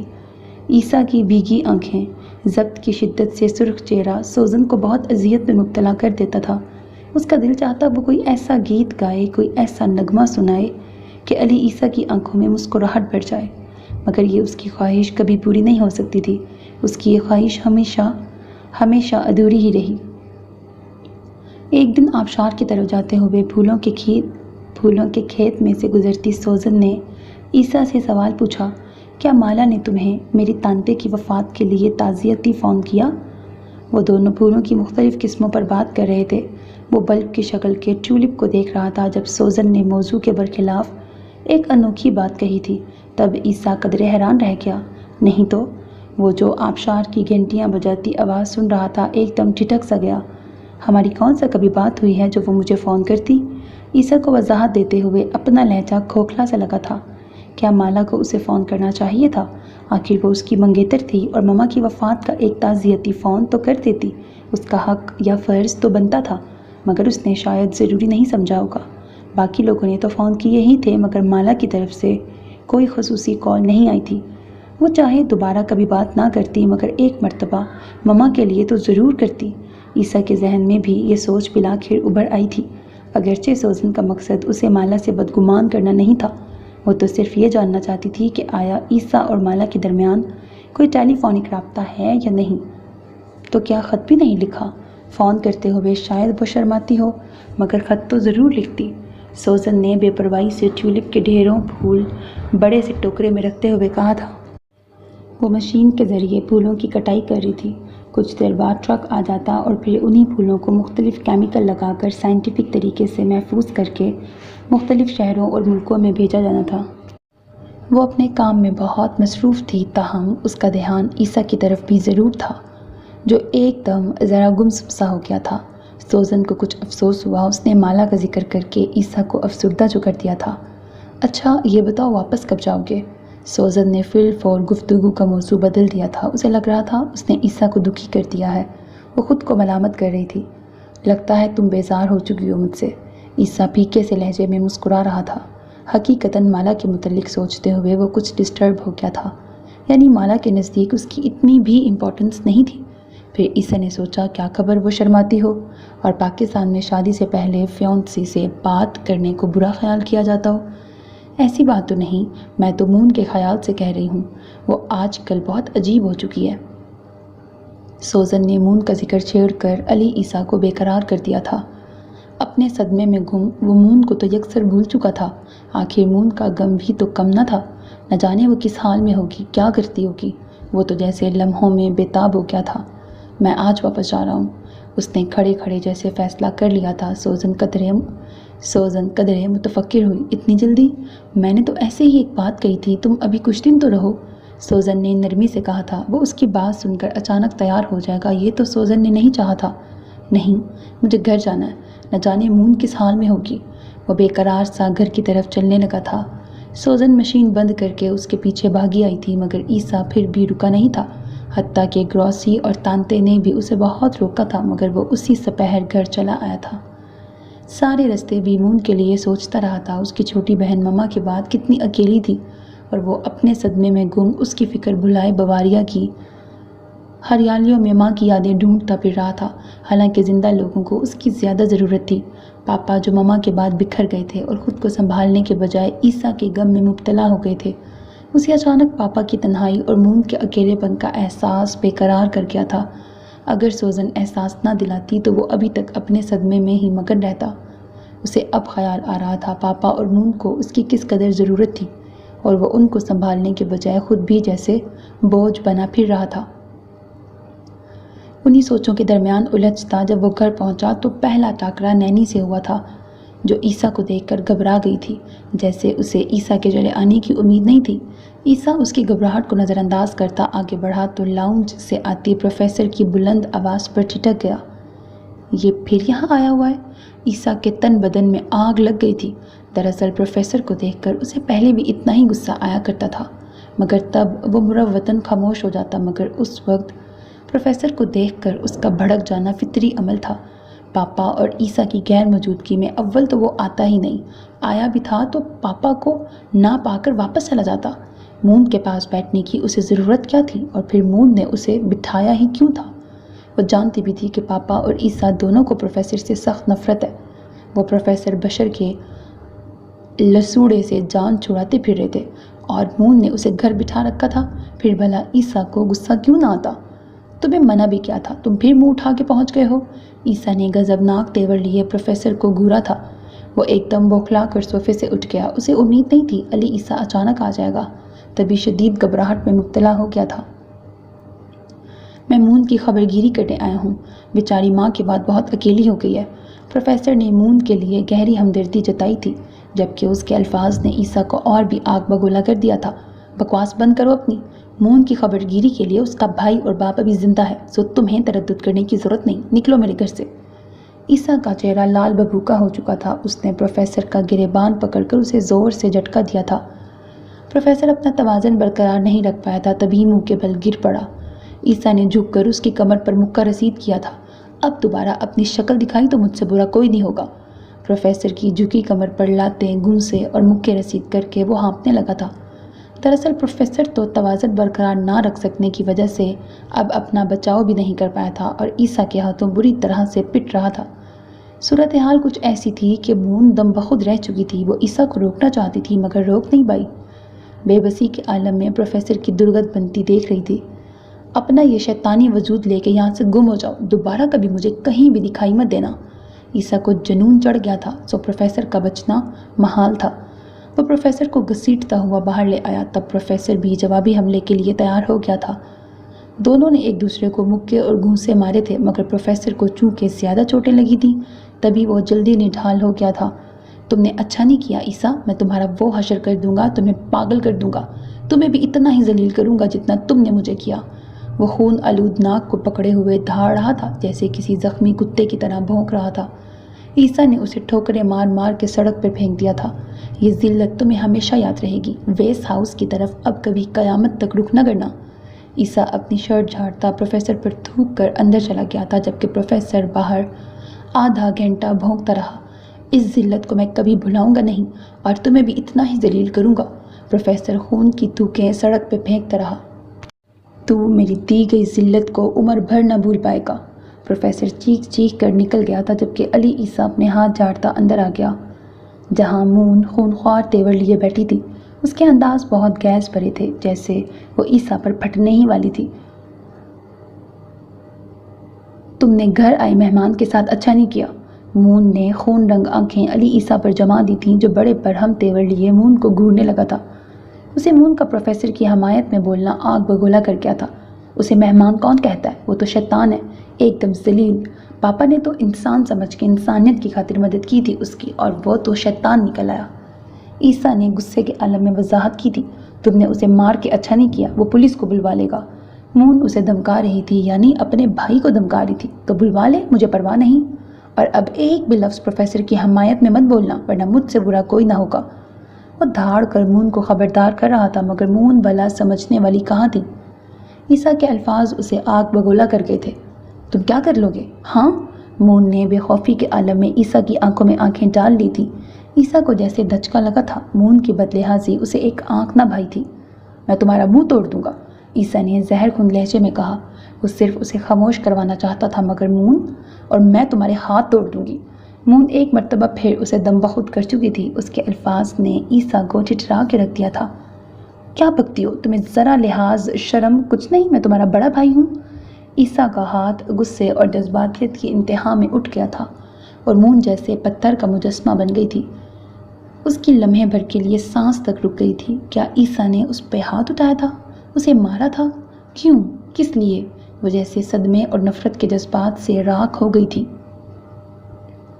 ماما کے بعد اس پر یہ بھی وقت آنا تھا۔ آج ایک تھپڑ مارا تھا، کل کئی تھپڑ مارنے لگتا۔ عیسیٰ کا ہاتھ جیسے کھل گیا تھا اور مون کی زبان بھی کھل گئی تھی۔ میں اسی طرح بکتی رہوں گی، اب مجھ پہ ہاتھ اٹھائے تو پولیس کو بلوا لوں گی۔ جہاں تک پروفیسر کا تعلق ہے تو وہ یہاں آتا رہے گا، وہ میرا اتالیق ہے اور میں عنقریب اس سے ہیومن سینس اور اسٹرانگ پاور کا علم لوں گی۔ تم کون ہوتے ہو مجھے روکنے والے؟ مون نے جیسے بے خوفی کے عالم میں عیسیٰ کو منہ توڑ جواب دیا تھا۔ وہ جیسے گمسم رہ گیا، بہت دیر تک اس سے کچھ بولا ہی نہیں گیا تھا۔ آخر مون کو ہوا کیا تھا؟ ماما کے بعد اس کا دماغ صدمے سے چل تو نہیں گیا تھا؟ سوزن بھی ٹھیک ہی کہہ رہی تھی، مون بہت عجیب ہو چکی تھی۔ تم پروفیسر سے نہیں ملو گی، یہ میرا حکم ہے، تمہارے بڑے بھائی کا حکم۔ بہت دیر بعد جیسے عیسیٰ نے سنبھل کر بامشکل کہا تھا۔ دراصل مون کی بے خوفی نے اسے اندر سے سہما دیا تھا۔ وہ بظاہر بہت مضبوط نظر آ رہا تھا، مگر در حقیقت وہ اندر سے ٹوٹ گیا تھا۔ یہ مون اس کی بہن تو نہیں تھی، یہ تو کوئی سرکش، باغی اور خود سر لڑکی تھی جسے کم از کم علی عیسیٰ نہیں جانتا تھا۔ وہ تو کوئی اور ہی روپ لیے اس کے سامنے کھڑی تھی۔ ٹھیک ہے، میں پروفیسر سے نہیں ملوں گی، پر تم بھی مالا سے منگنی توڑ کر سوزن سے شادی کرو گے۔ مون نے ترپ کا پہلا پتا پھینک دیا تھا۔ اب وہ عیسیٰ کی تڑپ کا مزہ لے رہی تھی۔ دراصل پروفیسر سے ہر بات شیئر کرنے کا ایک فائدہ تو یہ ہوا تھا، اسے موقع کی مناسبت سے پتے کھیلنے کا فن ضرور آ گیا تھا۔ کیا بکواس ہے یہ؟ یہاں مالا کا کیا ذکر؟ عیسیٰ بھونچکا کے رہ گیا تھا۔ اسے مون کے دماغ چل جانے کا اب پورا یقین ہو چکا تھا۔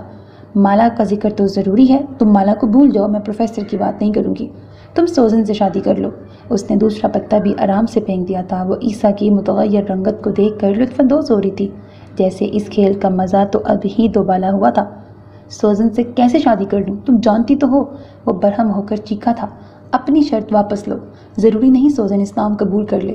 یہاں کتنے پاکستانیوں نے عیسائی اور یہودی لڑکیوں سے شادی کر رکھی ہے، تم بھی کر لو گے تو قیامت نہیں آ جائے گی۔ مون بھی جیسے پھنکاری تھی۔ جتنی تمہاری عمر ہے بس اتنی بات کیا کرو، میں پاپا کو بتاؤں گا، تم تو پاگل ہو چکی ہو۔ عیسیٰ کو پھر سے غصہ چڑھ گیا تھا۔ مون کی بکواس اس کا دماغ پھر سے گرما گئی تھی۔ آخر مون کو ہوا کیا تھا؟ یہ خناس اس کے دماغ میں کس نے بھرا تھا؟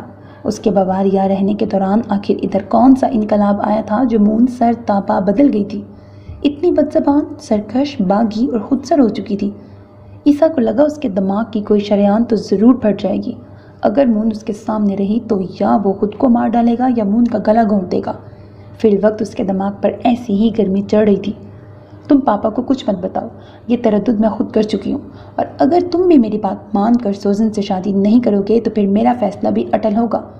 مون نے نفرت بھرے لہجے میں کہا۔ یہ ممکن ہی نہیں۔ علی عیسیٰ نے مستحکم اور ٹھوس لہجے میں اپنی بات مکمل کی تھی، اور مون حسیب جیسے اس کے آس پاس ایٹمی دھماکے کرتی ٹک ٹک کی آواز پیدا کیے ہمیشہ کے لیے چلی گئی تھی۔ تو پھر پاپا کو بتا دینا، میں یہ گھر چھوڑ کے جا رہی ہوں۔ مجھے ایسی جگہ پر نہیں رہنا جہاں میری کسی خواہش کی کوئی اہمیت ہی نہیں ہو، جہاں میری بات کو رد کر دیا جائے۔ وہ 16.5 سال کی عمر میں ایک معمولی بات کو پہاڑ بنا کر اپنے باپ کا گھر چھوڑ گئی تھی۔ گھر تو اسے ہر صورت چھوڑنا تھا، کیونکہ وہ اس گھر میں کبھی رہنا ہی نہیں چاہتی تھی، جہاں زی شاہ کی بہن اراج کرنے عنقریب آنے والی تھی۔ زی شاہ جو اس کے دل کا ناسور تھا، اس کی پہلی محبت تھا اور جسے خبر ہی نہیں تھی۔ منہائم کی مون حسیب اس کے عشق میں خود کو فنا کرنے والی تھی، اور پھر تاریخ گواہ تھی، مون حسیب نے اپنے دل کے زہر کدے میں خود کو ڈبو کر فنا بھی کر لیا تھا۔ اس نے بڑی عجیب سی محبت کی تھی۔ کروڑوں لوگوں کی دنیا میں وہ ایک عجیب لڑکی پیدا ہوئی تھی، اور اس عجیب لڑکی نے اپنی زندگی کے ساتھ بھی بڑے عجیب و غریب معاملے کیے تھے، بڑے عجیب و غریب کھیل کھیلے تھے۔ وہ عجیب تھی تو اس نے کچھ نہ کچھ عجیب ہی کرنا تھا۔ پھر یوں ہوا کہ مون حسیب ہمیشہ کے لیے اپنا گھر چھوڑ آئی تھی۔ اس کا پہلا پڑاؤ گروسی کا مکان تھا۔ وہ اپنا سامان اٹھا کر یہیں چلی آئی تھی، اگرچہ تانتے، گروسی اور سوزن نے اسے بہت سمجھایا تھا۔ پھر پاپا اور عیسیٰ اسے منانے کے لیے آئے تھے، حتیٰ کہ عیسیٰ نے کئی مرتبہ فون کر کے معافی بھی مانگی تھی، مگر مون نے پھر ایسا دل کو پتھر کیا کہ کسی نرمی، آنسو اور محبت نے اس کے دل کو پگھلایا نہیں تھا۔ وہ فیصلہ کر کے آئی تھی، پھر اس فیصلے کو پاپا کی التجائیں تک اکھاڑ نہیں سکی تھی۔ پاپا اور عیسیٰ کئی مرتبہ آئے اور ہر دفعہ مایوس ہو کے چلے گئے تھے۔ مون کی نہ ہاں میں نہ بدلی تھی۔ وہ اپنے باپ اور بھائی سے ایسی بدگمان ہوئی کہ دوبارہ اس نے اپنا دل صاف ہی نہیں کیا تھا۔ ویسے بھی اب سفر کچھ پا لینے کے لیے تھا۔ प्रोफیسر نے اسے بڑے خوش آئند خواب دکھائے تھے اور وہ نئے نئے جہان فتح کرنے کی کوشش میں مختلف ایڈونچرز کرتی رہی۔ اس کے نیچر میں تجسس تھا، اس کی جبلت میں بے چینی تھی، اس کے اندر کچھ مقناطیسی قوتیں اور دنیا کو تسخیر کرنے کا جذبہ تھا۔ پروفیسر نے دراصل اسے اندر تک کھوج نکالا تھا۔ اس نے ایک ہیرے کی بالکل ٹھیک پہچان کی تھی۔ وہ مون حسیب کی پرکھ میں 100% کامیاب ہوا تھا، اسے جیسے اپنا گوہر مقصود مل گیا تھا۔ باواریا کے ہی ایک علاقے میں پروفیسر کی چھوٹی سی اکیڈمی تھی جسے مون کے تعاون سے وہ کروسی کے گاؤں میں اٹھا لایا تھا۔ بیدی نونگ کے نام سے اس ادارے کو پروفیسر بڑی کامیابی کے ساتھ چلا رہا تھا۔ بظاہر یہ ایک لینگویج انسٹیٹیوٹ تھا، مگر اس کنویں میں اترنے کے بعد مون کو اندازہ ہوا تھا کہ بیدی نونگ بلاخر ہے کیا۔ یہ مون کے لیے بڑی ہی دلچسپ دنیا تھی، ایک الگ سا جہان تھا، بڑی مختلف سی زندگی تھی۔ یہاں سیکھنے کے لیے بہت کچھ تھا۔ وہ حیران کچھ اس لیے بھی تھی کہ اس نے جو یہاں دیکھا، جانا اور سیکھا تھا وہ کہیں بھی نہیں تھا، نہ کسی اسکول میں، نہ کسی تعلیمی ادارے میں۔ پروفیسر نے مون سے کہا تھا کہ وہ اس کے ساتھ پارٹنرشپ کر لے۔ وہ بلڈنگ کو خریدنا چاہتا تھا اور اس کے پاس اتنا سرمایہ نہیں تھا۔ مون کو پروفیسر کی بات پسند آئی تھی۔ وہ کسی بھی ادارے میں کام ضرور کرتی، مگر مالکانہ حقوق کے ساتھ۔ اگر پاپا کی ہیٹ لیک عیسیٰ کے لیے تھی تو مون بھی بیدی نونگ کے ذریعے اپنا ایک الگ نام اور مقام بنانا چاہتی تھی، اور اسی مقصد کے تحت اس نے پاپا سے براہ راست بات کر لی تھی۔ مجھے آپ کی پراپرٹی میں اپنا حصہ چاہیے۔ مون نے اگلے ہی دن پاپا کو فون کھڑکایا تھا۔ اگرچہ بات غلط نہیں تھی، مگر اس کا طریقہ کار سراسر غلط تھا۔ حسیب احمد کو جیسے دھچکا سا لگا۔ پہلے وہ گھر چھوڑ گئی تھی اور اب پراپرٹی میں حصہ مانگ رہی تھی۔ وہ کیوں نہ اپسیٹ ہوتے؟ انہیں لگتا جیسے مریم کے چلے جانے کے بعد ان کی زندگی میں بدبختی نے ادھم مچا دیا تھا، جیسے سارا سکون و چین اور سکھ وہ اپنے ساتھ ہی سمیٹ کے لے گئی تھی۔ ان کے پاس سوائے بے سکونی، دکھ اور صدمات کے کچھ نہیں بچا تھا۔ میرا سب کچھ تم دونوں کا تو ہے۔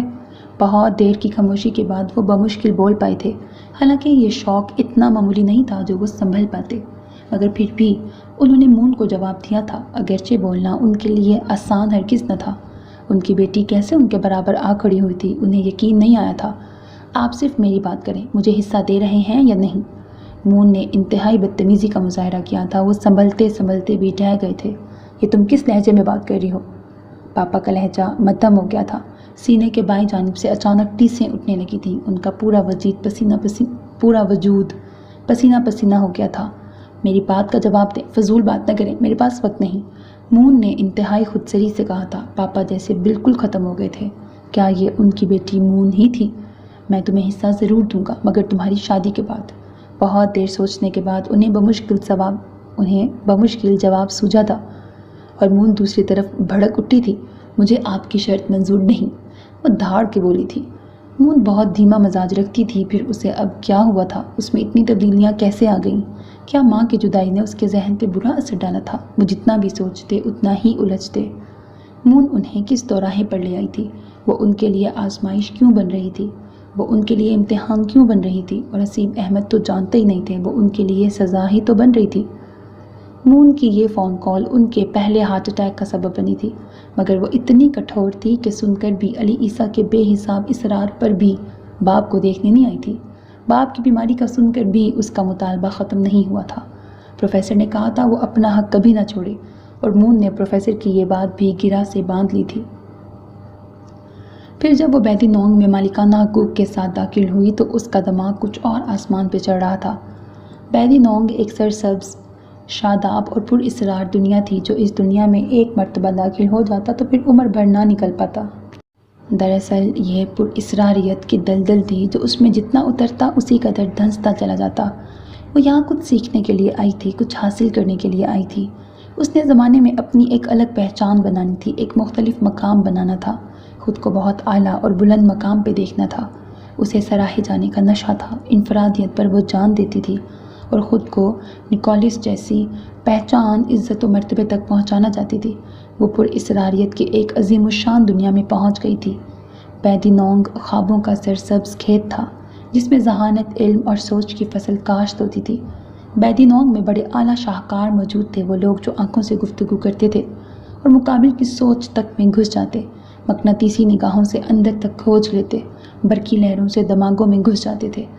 بیدی نونگ میں اعلیٰ ذہانت کی، اعلیٰ سوچ اور ہر درجے صحت مند دماغ کی اعلیٰ فصل تیار ہوتی تھی۔ جیسے سفید دھنکی ہوئی روئی سے تصوراتی مجسمے تیار کرنا اور پھر ان مجسموں سے برقی لہروں کے ذریعے کسی بھی انسان کے اندر تک اتر جانا۔ دراصل یہ کام معمولی ذہنوں کا نہیں تھا، یہاں صحت مند، تر و تازہ اور بہترین لہریں چھوڑنے والے دماغ تھے، ایسے اعلیٰ دماغ جو مثبت رخ پر بہتے تو جارج کی طرح ایئر بریک، کارل بینز کی طرح آٹو موبائل، نکولس کی طرح نظام شمسی، جان ڈالٹن کی طرح ایٹمی نظریہ، سر جوزف کی طرح مصنوعی فائبر، ولیم کی طرح زمین کی مقناطیسی قوت، جیمز کی طرح مشین گن اور ولیم سٹینلے کی طرح الیکٹرک ٹرانسفارمر جیسی اعلیٰ ترین ایجادیں دریافتیں کرتے۔ ایسے اعلیٰ دماغ سالوں میں نہیں صدیوں میں دریافت ہوتے ہیں۔ ایسا اعلیٰ کمپیوٹر جیسا دماغ جو پہلے سے مہیا کردہ منظم معلومات کو بوقت ضرورت فراہم کرتا ہے۔ بھلا ایسے دماغ کوئی معمولی ہو سکتے ہیں، اور ان کی پہچان کرنا، انہیں دریافت کرنا بھی معمولی ہرگز نہ تھا۔ مگر پروفیسر بشر کے پاس کیرات جیسا آلہ موجود تھا۔ وہ قیمتی پتھروں اور سونے کو ناپ سکتا تھا، وہ ہیرے، سونے کے پتھر اور تانبے کی پہچان کر سکتا تھا، اور اس نے مون حسیب جیسے ہیرے کو کھوج لیا تھا۔ وہ مون کو اپنے انداز، طریقے، اسلوب اور مرضی کے ساتھ تراشنا چاہتا تھا، اور اس ضمن میں اس نے مون کو پہلی کلاس میں پہلا سبق پڑھایا تھا۔ مون کے لیے یہ سب بہت مختلف، منفرد اور انتہائی دلچسپ تھا۔ پروفیسر بشر جان گیا تھا کہ مون حسیب کا دماغ کوئی معمولی دماغ نہیں تھا، بلکہ نکولس، ڈالٹن اور سر جوزف جیسا غیر معمولی اور انتہائی نایاب قسم کا دماغ ہے۔ اب پروفیسر بشر پر ڈیپینڈ کرتا تھا کہ وہ مون حسیب کے دماغ سے کس قسم کا کام لینا چاہتا تھا، اور وہ مون حسیب کے دماغ کو کس طرح سے استعمال کرنا چاہتا تھا۔ پہلی کلاس میں پروفیسر بشر نے مون حسیب کو اس کے اندر موجود پوشیدہ غیر مادی قوت متحرکہ کے متعلق بتا کر چونکا دیا تھا۔ نفسیاتی لحاظ سے بہت خاص لوگوں میں پائی جانے والی سپر فزیکل قوت جو تمہارے اندر بدرجہ اتم موجود ہے، جسے بس تھوڑا سا پالش کرنا ہوگا، یہ نفی قوتوں کی وہ معجزاتی قوت ہے جو اپنے مادی وجود کو چھوڑ کر غیر مادی یا روحانی وجود میں منتقل ہو کر غیر فانی کام انجام دینے کی صلاحیت سے بھرپور ہوتی ہے، اور اس سے لاکھوں ناممکن کام بغیر کسی سہارے کے ممکن ہو جاتے ہیں۔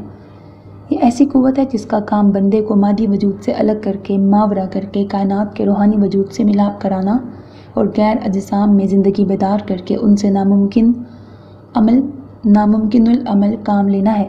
یہ لافانی قوت جہاں انسان کو بہت بلند، اعلیٰ اور میری زبان کو کیا ہو گیا اور منفرد ترین مقام سے نوازتی ہے، تو دوسری طرف انسان کو اس کے اصل مقام سے گرا کر شیطان بھی بنا دیتی ہے۔ پروفیسر بشر کلاس کے 20 اسٹوڈنٹس کو بڑی سنجیدگی کے ساتھ سپر فزیکل قوت کا تعارف دے رہے تھے۔ ان میں موجود مون حسیب جیسے سانس روکے سن رہی تھی۔ اس کے دل کی کیفیت بہت عجیب تھی، اور اندر کہیں چھٹی حس خطرہ ہے کا الارم بھی بجا رہی تھی، مگر دل کہتا تھا کہ اس نئے جہان کو دریافت کر کے ہی دم لو۔ وہ جیسے دم سادھے سن رہی تھی۔ میں تم لوگوں کو انتقال افکار، ٹیلی پیتھی کا پہلا اور ابتدائی سبق دوں گا۔ پروفیسر نے پہلا پتا پھینک دیا تھا۔ اب وہ اسٹوڈنٹس کے تاثرات دیکھ رہا تھا۔ ان میں سے کم حیران اور زیادہ مطمئن لوگ تھے، تاہم مون حسیب کے لیے کم از کم یہ انکشاف کسی دھچکے سے کم نہ تھا۔ وہ جیسے دم بخود سانس روکے پروفیسر کی طرف دیکھ رہی تھی۔ تو کیا ہمیں بیدی نونگ میں ٹیلی پیتھی کے اسرار و رموز سکھائے جائیں گے؟ اس کے عجیب اور احمقانہ سوال نے پوری کلاس کو متحیر کر دیا تھا۔ وہ جیسے گردن موڑ موڑ کر اس نئی احمق ترین اسٹوڈنٹ کو دیکھ رہے تھے۔ میرا خیال ہے ہم لوگ یہاں ٹیلی پیتھی کے معنی ہی سمجھنے آئے ہیں، ایک لڑکے نے اٹھ کر مون کو جواب دیا تھا۔ یہ کلاس کا سب سے خوبصورت لڑکا تھا، اور پروفیسر کے ساتھ اس کی گاڑھی چھنتی تھی۔ مون کو بعد میں پتہ چلا تھا کہ یہ لڑکا میکس وان تھا۔ انڈیا میں طویل عرصہ رہ کے آیا تھا، اردو اور ہندی میں ایکسپرٹ تھا۔ اس کی جرمن کمزور تھی، اور وہ یہاں لینگویج کورس کے لیے ہی آیا تھا، مگر بیدی نونگ کی پر اسراریت میں ایسا جھگڑا کہ یہاں سے دور جا ہی نہیں سکا تھا۔ پروفیسر نے ٹھیک کہا تھا، یہ بڑی مسحور کن دنیا تھی، اور اس کے شہر سے کبھی نکل ہی نہیں سکتی تھی وہ۔ یہی حال میکس وان کا بھی تھا۔ وہ آیا تو کسی اور مقصد کے لیے تھا، مگر پروفیسر کی شخصیت نے اسے بھی اپنے حصار میں کر لیا تھا۔ پھر پروفیسر خیالات اور تصورات کی ایسی حسین دنیا کا ذکر کرتا تھا جس میں ایک انسان کسی دوسرے انسان کے ذہن پر قابض ہو سکتا تھا، وہ اس کی سوچ میں گھس سکتا تھا اور اس کے خیالات کو جان سکتا تھا۔ پروفیسر نے کہا تھا، تم میں سے کون کون دلوں اور دماغوں کو تسخیر کر کے پورے عالم پر راج کرنا چاہتا ہے؟ قریب ہر اسٹوڈنٹ نے ہاتھ بلند کر لیا تھا، مگر مون کو جیسے کوئی غیر مرئی طاقت ہاتھ اٹھانے سے روکتی تھی۔ اس کے اندر وہی الارم بجنے لگتا تھا جیسے وہ ایک بڑا خطرہ مول لے کر غلطی کر رہی ہے۔ اس کے بد اثرات بھی تو ہو سکتے تھے۔ اندر بجتے الارم کو نظر انداز کر کے وہ بھی آہستہ آہستہ ہی صحیح ان اسٹوڈنٹس میں شامل ہو گئی تھی جو روحانی طاقت یا غیر مادی قوت متحرکہ کی بدولت لوگوں کے ذہنوں کو تسخیر کرنا چاہتے تھے۔ دراصل یہ دنیا بڑی سحر انگیز اور پرکشش تھی۔ کچھ ہی عرصہ گزرنے کے بعد مون کو اس علم کے اسرار میں کمال درجے کا لطف اور کشش محسوس ہونے لگی تھی۔ البتہ میکس وان بہت الجھتا تھا۔ شروع میں وہ بھی بہت پرجوش تھا، مگر مون نے محسوس کیا تھا وہ آئندہ آنے والے دنوں میں بیزار نظر آنے لگا تھا، جیسے وہ بہت بچار میں پڑ گیا تھا، بہت سوچتا، الجھتا اور سوال کرتا تھا۔ پھر ایک دن کلاس کے دوران ہی میکس نے پروفیسر سے کچھ سوال کیے تھے جن کے جوابات دیتے ہوئے پروفیسر گھبرایا نہیں تھا۔ وہ جیسے پورا ہوم ورک کر کے ہی میدان میں اترا تھا۔ یہ ٹیلی پیتھی ہے کیا؟ میں کس طرح کسی دوسرے انسان کی سوچ کو پڑھ سکتا ہوں اور کیسے امواج خیال کے ذریعے جان سکتا ہوں کہ مجھ سے دور بیٹھے شخص کے ذہن میں کیا ہے؟ میکس کے اس سوال نے پوری کلاس کو بے چین کر دیا تھا۔ دراصل یہ سوال تو قریب ہر طالب علم کے ذہن میں خود بدھ مچاتا تھا، مگر پروفیسر کی باتوں کا سحر کچھ اتنا طاقتور ہوتا تھا کہ دوران لیکچر وہ لوگ صرف سنا کرتے تھے، بول سکنے کی قوت جیسے مفلوج ہو جاتی تھی۔ ٹیلی پیتھی کے فن میں ماہر کرتا پروفیسر انہیں جیسے ہپنوٹائز کر دیا کرتا تھا۔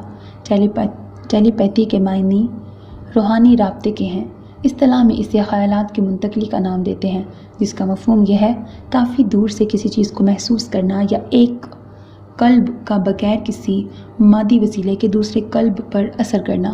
پروفیسر بشر میکس کا سوال سن کر بڑے جذبات بھرے لہجے میں بول رہا تھا، جیسے میکس کا سوال اسے اپنے لیے خطرہ محسوس ہوا تھا اور وہ تمام اسٹوڈنٹس کے ذہنوں سے آج زنگ اتار دینا چاہتا تھا تاکہ پھر کوئی ٹیلی پیتھی کے حوالے سے شبہات میں نہ پڑے۔ اسے محسوس ہوا تھا اس کے یہ 20-22 اسٹوڈنٹس غیر معمولی ذہین تھے۔ وہ ان پر جلد اپنا رنگ اور تسلط جما لینا چاہتا تھا۔ وہ انہیں بیزار کر کے بیدی نونگ سے دور نہیں کرنا چاہتا تھا۔ مختلف ڈاکٹرز، ماہر نفسیات، سائنسدان، یوگی، فلاسفر اور ماہرین ٹیلی پیتھی کی تعریف کچھ یوں کرتے ہیں کہ یہ ایک ذہن سے دوسرے ذہن تک خیال کی منتقلی ہے۔ اس میں انسان کے خیالات کو پڑھ کر یہ اندازہ لگانا پڑتا ہے کہ وہ کس کیفیت یا سوچ میں ہے۔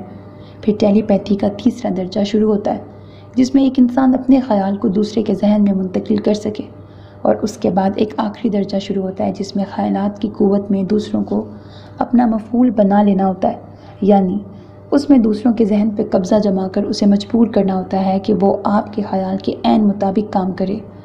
یہ ٹیلی پیتھی کا کامیاب ترین مرحلہ ہے۔ پروفیسر اپنے جادو اثر الفاظ کا سحر پھونک رہا تھا۔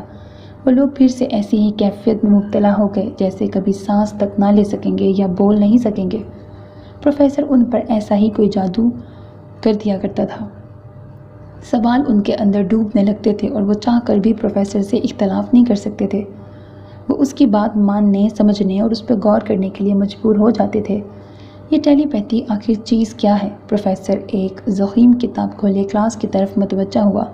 اونچے درجے کا کشف و ادراک رکھنے والا علم، چھٹی حس، ESP کی حامل قوت، یا پھر ایک سپر سائیکک قوت جو ماضی، حال اور مستقبل کے بارے میں معلومات حاصل کر پائے، یا شاید انسان کی اندرونی توانائیوں اور خوابیدہ صلاحیتوں کو بیدار کرنے والی قوت۔ یہ اور اس طرح کے بے شمار خیالات ان لوگوں کے ذہنوں میں تھے، یا پھر مسحور کر دینے ہپنوٹزم اور غیب دانی کلیئروینس کا علم، یعنی ذہنی ٹیلی گرافی، جس کے ذریعے دوربین سے بھی زائد دوری تک انسان دیکھنے کی قوت عمل اور علم، جن کو ماہر نفسیات انسان کی تیسری آنکھ سے مشابہت دیتے ہیں۔ آخر یہ ٹیلی پیتھی کوئی حقیقت بھی تھی یا محض لفاظی اور کتابیں پڑھنے تک کا صرف کتابی علم؟ پروفیسر جو کہتا تھا، جو بتاتا تھا، آخر اس میں سچائی کتنی تھی؟ کیا وہ انہیں محض بیوقوف بنا رہا تھا، یا پھر وہ لوگ جلد کوئی جادوئی علم سیکھنے والے تھے؟ وہ لوگ ابھی حقیقت سے دور کتابوں کے علم تک محدود تھے۔ پروفیسر ان کے سامنے کوئی پریکٹیکل عملی کارنامہ نہیں کر پایا تھا۔ پھر جس دن میکس نے پروفیسر کو اس نقطے کی طرف متوجہ کیا تھا، یہ اسی دن کی بات تھی۔ پروفیسر نے پوری کلاس سے کہا تھا کہ کل کوئی بھی غیر حاضر نہ ہو، وہ ان کو سکھائے گئے علم کی حقیقت کو سامنے لانے والا تھا۔ آخر پروفیسر کل کیا کر دکھانے والا تھا؟ گروسی کے گھر میں اپنے کمرے کی بالکنی میں کھڑے ہو کر پھولوں کے سنسان کھیتوں کو دیکھتی وہ سوچ رہی تھی۔ پھولوں کی کٹائی ہو چکی تھی اور اب کہیں بھی خوشنما پھولوں کی چادر نہیں تھی۔ پھول اپنے موسم کے حساب سے مدت پوری کر چکے تھے، جیسے انسان اپنی عمر کے حساب سے مدت پوری کرتا ہے۔ بالآخر اسے اپنے ٹھکانے کی طرف جانا ہوتا ہے، مگر اس بات سے واقف ہونے کے باوجود کچھ لوگ عمر بھر نادانیاں کرتے رہتے ہیں۔ وہ انہی خیالوں میں گم تھی، اچانک اس کے موبائل کی بیپ بج اٹھی۔ اس نے چونک کر فون اٹھایا تھا۔ عیسیٰ کی کال تھی۔ وہ بہت اپسیٹ تھا اور مون کو گھر آنے کے لیے بہت مجبور کر رہا تھا۔ غصہ جانے دو مون، پلیز گھر آ جاؤ۔ کسی کے گھر کتنے عرصے تک بھی رہیں، آخر اپنے گھر واپس تو آنا ہوتا ہے۔ عیسیٰ کی آواز بھرا رہی تھی۔ وہ اپنی تنہائی اور اکیلے پن کی وجہ سے سخت عاجز لگ رہا تھا۔ اسے مون کی یاد آ رہی تھی۔ وہ اس کے لیے بہت بے چین تھا۔ یہ کسی اور کا گھر نہیں، میری نانی کا گھر ہے، مون جیسے جتا کر بولی تھی۔ اپنا گھر پھر بھی نہیں، عیسیٰ نرمی سے بولا تھا۔ وہ مون کو واپس گھر لانے کے لیے کچھ بھی کر سکتا تھا، اسے فون کالز کے ذریعے مجبور کرتا یا خود آ کر لے جاتا۔ وہ نہ مانتی تب بار بار چکر لگاتا، کبھی تو وہ عاجز آ کر اس کے ساتھ چل پڑتی۔ اگر امید پر دنیا قائم تھی تو پھر عیسیٰ اپنی امید کو ختم کیوں کرتا؟ میرا تو کوئی گھر نہیں، مون جیسے رو پڑی تھی، مگر اس نے ظاہر ہونے نہیں دیا تھا۔ وہ عیسیٰ پر اپنی کمزوری کیوں ظاہر کرتی؟ ایسے مت کہو، مجھے تکلیف ہوتی ہے مون، یہ گھر تمہارا اپنا ہے، تم کیوں ایک معمولی ضد میں ہمارا چین سکون ختم کر چکی ہو؟ عیسیٰ اسے نرمی سے سمجھا رہا تھا۔ وہ اب تلخ کلامی کر کے مون کو خفا نہیں کرنا چاہتا تھا، مگر مون کون سا کسی کے جذبات کو سمجھتی تھی؟ اب بھی ازلی کٹھور پن سے بول رہی تھی، میں نے کسی کا چین سکون ختم نہیں کیا، میں تو آپ کی زندگیوں سے نکل آئی ہوں تاکہ آپ لوگ ڈسٹرب نہ ہوں۔ وہ زہر کھوند لہجے میں کہہ رہی تھی۔ عیسیٰ کے دل کو سخت ٹھیس پہنچی تھی۔ ایسی بات کہو گی تو سراسر تکلیف دو گی، مگر تمہیں احساس کہاں ہے؟ عیسیٰ نے افسردگی سے کہا تھا۔ مون کا کٹھور پن اسے کتنی اذیت دیتا تھا، وہ اس حقیقت سے واقف نہیں تھی۔ اور تمہیں بہت احساس ہے کیا؟ وہ بھی غضبناک ہو گئی تھی۔ احساس ہے تو فون کر رہا ہوں نا۔ عیسیٰ کی آواز مدھم ہو گئی تھی، دل پر جیسے بوجھ لد گیا تھا۔ مون ہمیشہ دل دکھانے والی بات ہی کرتی تھی، اب بھی مزید اس کے سنے بغیر فون بند کر چکی تھی۔ حالانکہ عیسیٰ ابھی اس سے بات کرنا چاہتا تھا۔ وہ مون کے لیے عجیب و غریب باتیں سن رہا تھا کہ مون نے نہ جانے کس قسم کا ادارہ جوائن کر رکھا تھا، جس کی شہرت کچھ اچھی نہیں تھی، مگر ہمیشہ کی طرح مون نے فون بند کر دیا تھا۔ پھر بہت سارے دن گزر گئے تھے۔ پروفیسر نے انہیں پہلا کامیاب عمل کر کے دکھایا تھا، جس میں اس نے میکس وان کو ہپنوٹائز کیا تھا۔ پوری کلاس جیسے دم بخود رہ گئی تھی۔ پروفیسر نے میکس کو ہپنوٹائز کیا اور اسے جو سجیشن دیتا رہا، میکس اسے وصول کر کے وہی بولتا رہا۔ یہ پہلا پر اسرار عمل تھا، کم از کم ان لوگوں کے لیے اسے پر اسراریت ہی کہنا تھا۔ یہ پر اسراریت ہی کی کوئی قسم تھی، گویا پوری کلاس بھی میسمرائز ہو گئی تھی۔ پروفیسر نے جیسے انہیں کوئی جادو کر کے دکھایا تھا، پروفیسر جیسے کوئی شوفتہ باز تھا۔ مون کے لیے یہ ایک دلچسپ ترین تجربہ تھا۔ کیا وہ پروفیسر جیسی طاقت رکھتی تھی؟ کیا وہ کسی کو ہپنوٹائز کر سکتی تھی؟ کیا وہ کسی کا ذہن کھوج سکتی تھی؟ پروفیسر اس کے دل کی بدلی کیفیات سمجھ رہا تھا، جیسے گرم لوہے پہ پہلی چوٹ پڑی تھی۔ کلاس میں مون کے علاوہ ایک اور لڑکی ڈیزی تھی، جو مون کی طرح ہی پروفیسر سے اس کا سارا علم سیکھ لینا چاہتی تھی۔ مون کو یہ ڈیزی پروفیسر کی لور بھی تھی اور پروفیسر کی خاطر کچھ بھی کر سکتی تھی۔ البتہ پروفیسر کے دل میں ڈیزی کے لیے کیا جذبات تھے، اس بات سے کوئی واقف نہیں تھا۔ پروفیسر نے میکس کو ہپنوٹائز کر کے کلاس کے تمام طالب علموں کا دل جیت لیا تھا۔ اب انہیں لگتا تھا وہ محض کتابی باتیں نہیں پڑھتے، بلکہ کچھ عملی طور پر بھی سیکھنے والے ہیں۔ واجب خیال کی کوئی مشق ہمارے سامنے کی جائے۔ ایک دن ڈیزی نے پروفیسر سے سوال کیا تھا۔ ڈیزی کا سوال ان سب کے دل کی آواز بھی تھا۔ تب میکس نے کلاس میں اٹھ کر ایک عجیب سوال کیا تھا، پروفیسر تم ٹیلی پیتھی کے بہترین عامل ہو، تم ہمیں عمل کر کے دکھاؤ کہ ایک ذہن سے خیال دوسرے کے ذہن میں کیسے اترتا ہے۔ میکس کا سوال چونکا دینے والا تھا۔ مون کے ساتھ ڈیزی بھی ٹھٹک گئی تھی۔ میکس چاہتا تھا یہ عمل کلاس کے اسٹوڈنٹس کریں، کیونکہ ٹیلی پیتھی اور ہپنوٹزم کی یہ آخری مشقیں جاری تھیں۔ پروفیسر کی انتھک کوششوں کے بعد کلاس کے 20 اسٹوڈنٹس میں سے صرف مون اور ڈیزی ہی اس کی توقعات پہ پوری اتری تھیں۔ فائنل ایگزامز تک صرف 3 لوگ نشریاتی رابطے کا پہلا تجربہ کر سکتے تھے، ان میں مون، ڈیزی اور ایک لڑکی ڈیانا تھی۔ باقی میکس سمیت تمام لوگ فیل ہو چکے تھے اور درجہ اول کی کلاس میں صرف ڈچ سیکھنے چلے گئے تھے۔ اب یہ 3 لوگ بیدی نوم کا حقیقی ماڈل تھے، مون، ڈیزی اور ڈیانا۔ پروفیسر انہیں شعور کی سرگرمیوں سے لے کر انتقال افکار، حقیقت احوال، امواج خیال اور اس کی رفتار، انتقال افکار کا فن، دماغی میکانزم سے لے کر سجیشن اور آٹو سجیشن تک پڑھا چکا تھا۔ آٹو سجیشن یعنی خود تسخیری میں مون نے کمال درجے کی مہارت حاصل کر لی تھی، اور پوسٹ ہپنوٹک سجیشن میں اسے اس سال کا ایوارڈ دینے کا اعلان کر دیا گیا تھا۔ پوسٹ ہپنوٹک سجیشن کا مطلب معمول کو ہپنوٹزم کے دوران ایسی ہدایات دینا کہ جن پر معمول سے بعد میں عمل کروانا مقصود ہوتا ہے، کیونکہ جو ہدایت اس عمل کے دوران معمول کو دی جائے گی بعد میں وہ اس پہ لازمی عمل کرتا ہے۔ پوسٹ ہپنوٹک سجیشن کو مون نصیب نے اپنے ذاتی مفاد کے لیے انتہائی حد پر جا کر استعمال کیا تھا، جس کا نتیجہ تباہی اور بربادی نکلا، مگر تب وہ نئے جہان دریافت کرنے کے شوق میں کچھ نہیں سمجھتی تھی، اور جب تک اسے ادراک ہوا تب تک بہت دیر ہو چکی تھی۔ پھر ایک سبق کے دوران پروفیسر بڑے موڈ کے عالم میں تھا۔ اس دن بواریا بارش میں بھیگ رہا تھا اور مون نصیب کو گیلے پن سے الجھن ہوتی تھی۔ اس نے سوچا وہ کلاس سے اٹھ کر اپنے کمرے میں چلی جائے، جب تک بارش نہ رکے وہ کمرے میں ہی رہے گی، مگر پروفیسر کے سبق نے مون نصیب کو پھر سے سحر زدہ کر دیا تھا۔ وہ کلاس سے اٹھ ہی نہیں سکی تھی۔ آج پروفیسر انہیں علم تسخیر کے فائدے بتا رہا تھا۔ اس سے بآسانی انسان بری عادتیں ترک کر لیتا ہے۔ برائیوں اور بیماریوں کا بہترین علاج ہے یہ عمل۔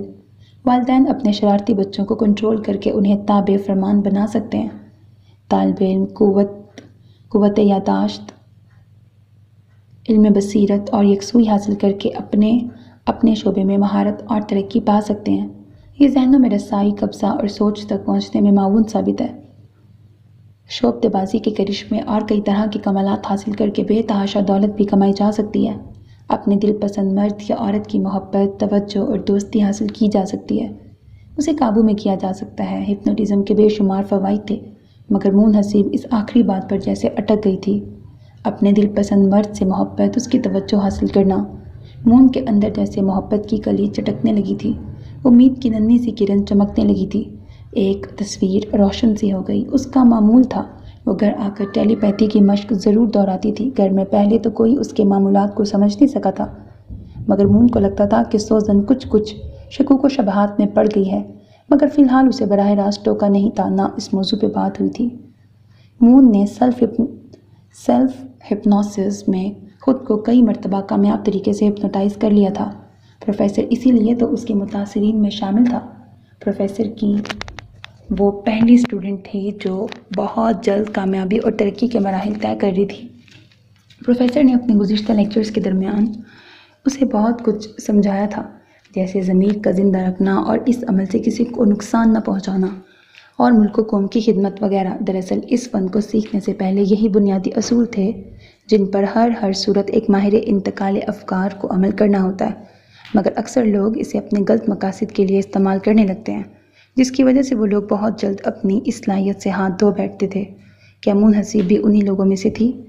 فی الوقت وہ یہ 18ویں مشق اپنے بیڈ روم کو لاک کر کے دہرا رہی تھی۔ سیلف ہپنوسس میں اس نے کئی کامیاب تجربے کر لیے تھے، اپنے تئیں اس نے کئی جہان فتح کر لیے تھے۔ یہ بڑی دلچسپ، پرکشش اور انتہائی دل لبھانے والی دنیا تھی۔ عامل خود کو کچھ لمحوں کے لیے اس جہان سے الگ سمجھنے لگتا ہے، جیسا کہ وہ کسی اور ہی دنیا میں محو پرواز ہو۔ جب وہ عام لوگوں کو ہپنوٹائز آسانی کے ساتھ کر لیتی تھی، سو خود کو ہپنوٹائز کرنا کہاں مشکل تھا۔ اس نے پہلی مرتبہ پروفیسر کی دی گئی سجیشن کے مطابق خود کو ہپنوٹائز کر لیا تھا۔ اس نے لیپ ٹاپ پہ کچھ سوال ترتیب دیے تھے، پھر لیپ ٹاپ کو اونچی جگہ پر رکھ کر خود ایک آرام دہ کرسی پر نیم دراز ہو گئی تھی، یوں کہ لیپ ٹاپ اس کی آنکھوں کے عین سامنے تھا۔ پھر مون نے خود کو پہلی سجیشن دی تھی، میں اپنے بدن کو ڈھیلا چھوڑ رہی ہوں۔ مون نے لیپ ٹاپ کی اسکرین پر نگاہ جما کے پہلا سوال دہرایا تھا، اور میں اپنے بدن کو ڈھیلا چھوڑ رہی ہوں۔ اس نے متعدد بار یہی لائنیں دہرائی تھیں، میرے جسم پر استراحت طاری ہو رہی ہے۔ مون نے اپنے جسم پر واضح استراحت اترتی محسوس کی تھی، اور میرے ذہن پر بھی استراحت طاری ہو رہی ہے۔ اس نے کئی مرتبہ یہ لائن دہرائی تھی۔ بغیر پلکیں جھپکائے اسکرین کی طرف دیکھنا ایک کٹھن مرحلہ تھا، مگر مون حسیب نے بالآخر طے کر لیا تھا۔ وہ کروڑوں لوگوں کی اس دنیا میں بڑا اعلیٰ قسم کا دماغ رکھتی تھی۔ اس کا ذہن 80 میل فی گھنٹہ کی رفتار سے پیغام وصول کرنے کی طاقت رکھتا تھا۔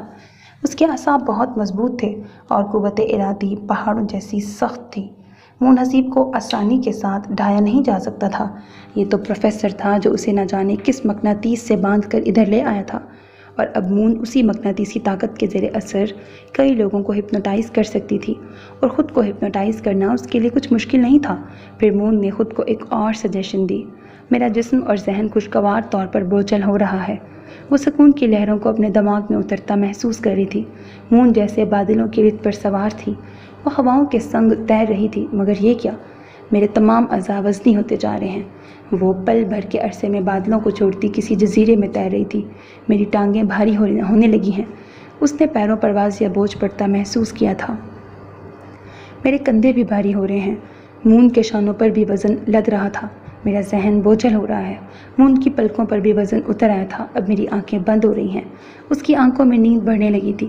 جب میری آنکھ بند ہو جائیں گی تب میں گہری نیند میں چلی جاؤں گی۔ کوئی پلکوں کو مقناطیس کی طرح پپوٹوں کی طرف کھینچ رہا تھا۔ میں 3 گنوں گی اور نیند میں اتر جاؤں گی، اس نے خود کو آخری ہدایات دیتے ہوئے کہا تھا۔ میں اپنے آپ کو قابو میں رکھ سکتی ہوں، وہ خود کو آخری سجیشن دے رہی تھی۔ میں جب چاہوں اپنے آپ کو بیدار کر سکتی ہوں۔ اس کا عمل مکمل ہو چکا تھا۔ وہ ٹائمنگ کے مطابق نیند میں چلی گئی تھی اور سیٹ ٹائمنگ کے ساتھ ہی بیدار ہو گئی تھی۔ سیلف ہپنوسس کے ذریعے جسمانی اور ذہنی تھکاوٹ دور ہو جاتی ہے۔ منحصیب نے خود کو تر و تازہ محسوس کرنا شروع کر دیا تھا۔ اب وہ پوری طرح چاق و چوبند تھی اور ایک کامیاب تجربے کی خوشی محسوس کر رہی تھی۔ پھر اس نے بیدینونگ کے اسٹوڈنٹ سے ہٹ کر عام لوگوں کے چہرے چھاننے شروع کر دیے تھے۔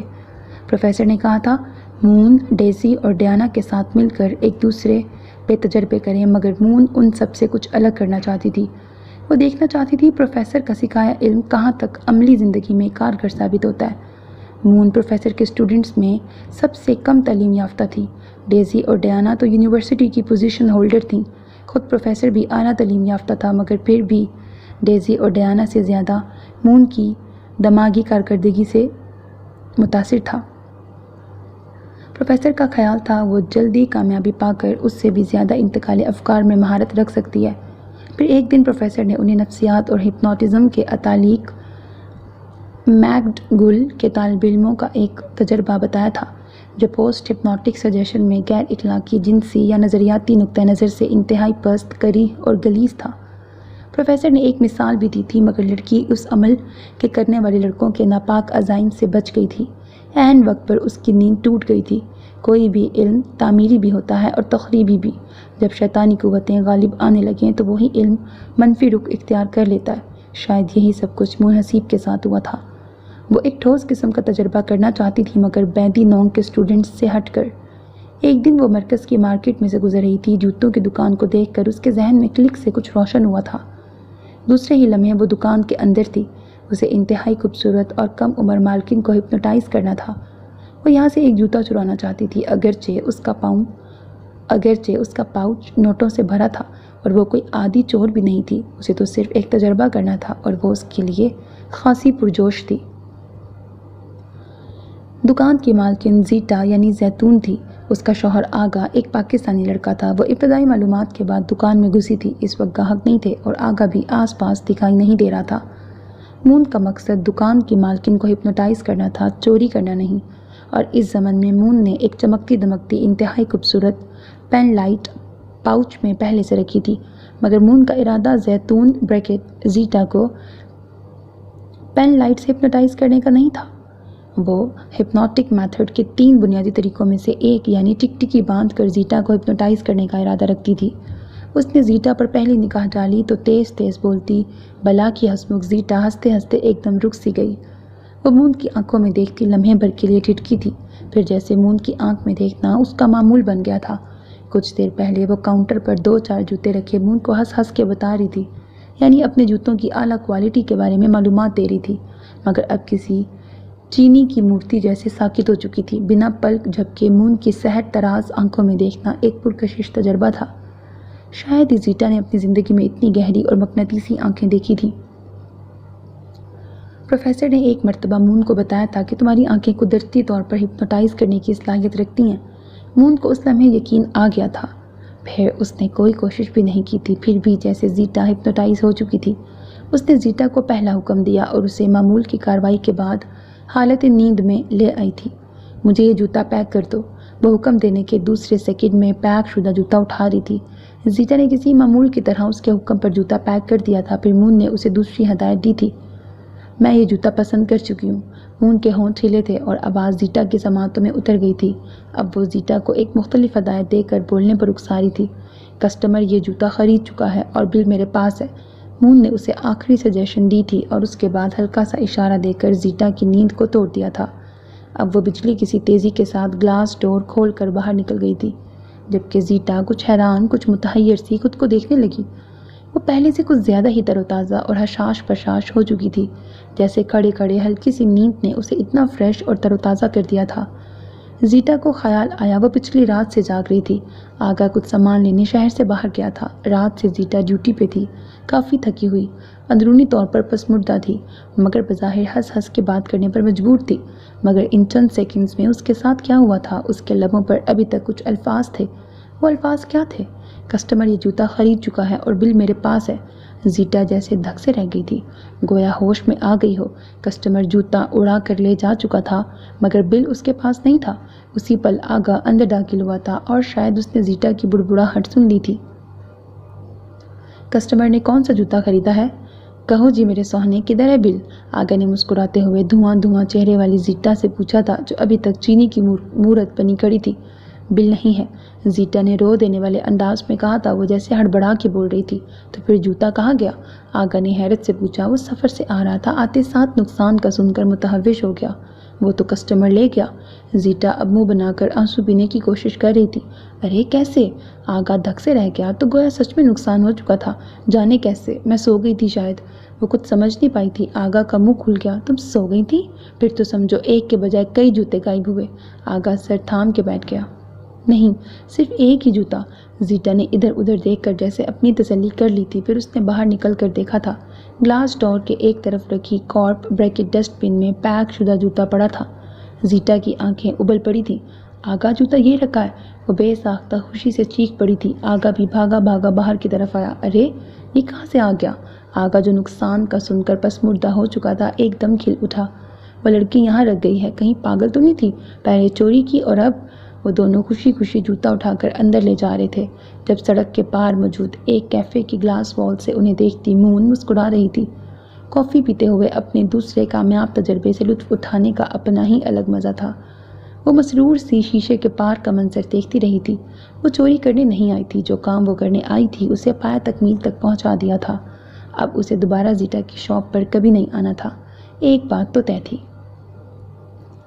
مون کو گھر چھوڑے اسی طرح کئی سال گزر گئے تھے، شاید 5 یا 6 سال۔ وہ اپنی زندگی میں بہت مطمئن تھی اور اب پروفیسر کے ساتھ مل کر بڑے بڑے اہم پروجیکٹ پہ کام کر رہی تھی۔ سیکنڈ ٹائم میں ٹیلی پیتھی کی کلاسز لیتی تھی۔ صحیح معنوں میں مون نے پروفیسر کا سارا علم گھول کر پی رکھا تھا۔ وہ مون کو اپنا جانشین سمجھتا تھا۔ اس نے کچھ ہی عرصے میں بڑے کامیاب تجربے کیے تھے اور پروفیسر کے ساتھ مل کر ایک غیر ملکی ایجنسی کے لیے ایک بڑا اہم پروجیکٹ ہاتھ میں لے کر اس پہ کام کیا تھا اور ایک بڑے گینگ پر ہاتھ ڈالا تھا۔ یوں بیدی نونگ کو راتوں رات شہرت مل گئی تھی اور کئی غیر ملکی ایجنسیاں ان سے کانٹیکٹ کی کوشش میں رہتی تھیں۔ مون پر ہن برسنے لگا تھا اور پروفیسر اس دولت سے خوب فائدہ اٹھا رہا تھا، بلکہ دونوں ہاتھوں سے لوٹ رہا تھا۔ انہی دنوں سوزن کو مون کی خفیہ کارروائیاں جاننے کا موقع ملا تھا۔ دراصل ہوا کچھ یوں کہ پاکستان سے ایک لڑکا آفاق عیسیٰ سے ٹکرا گیا۔ وہ لڑکا خاصا محنتی تھا اور اچھے مستقبل کی تلاش میں یہاں آیا تھا۔ کوئی پاکستانی عیسیٰ کے کانٹیکٹ میں ہو اور وہ اس کی مدد نہ کرے، یہ تو ممکن ہی نہ تھا۔ علی عیسیٰ نے اسے اپنے پاپا کی خواہش پر گھر میں ہی ٹھہرا لیا تھا اور اب اس کے لیے کسی انسٹیٹیوٹ کا بندوبست کر رہا تھا۔ انہی دنوں سوزن نے عیسیٰ کو مشورہ دیا تھا کہ آفاق کا مون کے انسٹیٹیوٹ میں ایڈمیشن کروا دے تاکہ وہ جرمن زبان پر عبور حاصل کر لے۔ عیسیٰ نے آفاق کو بواریا بھیج دیا تھا۔ یوں آفاق کی مون سے ملاقات ہوئی تھی۔ وہ پہلی نظر میں ہی اس ساحرہ سے بڑا متاثر ہوا تھا۔ وہ بیدی نونگ کے جس حصے میں پڑھ رہا تھا وہاں صرف ڈچ سکھائی جاتی تھی۔ ایک مرتبہ اتفاقاً وہ میکس وان بریکٹ، جو اس کا کلاس ٹیچر تھا، کے ساتھ ایک دوسرے ڈپارٹمنٹ میں آیا تھا۔ کوریڈور سے گزرتے ہوئے وہ ایک ہال نما کمرے میں آ گئے تھے، مگر یہاں کا منظر دیکھ کر آفاق دنگ رہ گیا تھا۔ یہاں کوئی عجیب سا پر اسرار ماحول طاری تھا۔ آفاق کے دل پر جیسے ہیبت طاری ہو گئی تھی۔ سو میرے عزیز listeners, this was the end of third last episode. امید ہے ناول آپ کو پسند آ رہا ہوگا۔ اپنا بہت خیال رکھیے گا۔ چینل کو سبسکرائب کرنا، ویڈیو کو لائک کرنا ہرگز نہ بھولیے گا، because that's how you can encourage me and that's the only kind of support and encouragement which I want from all of you. Allah Hafiz.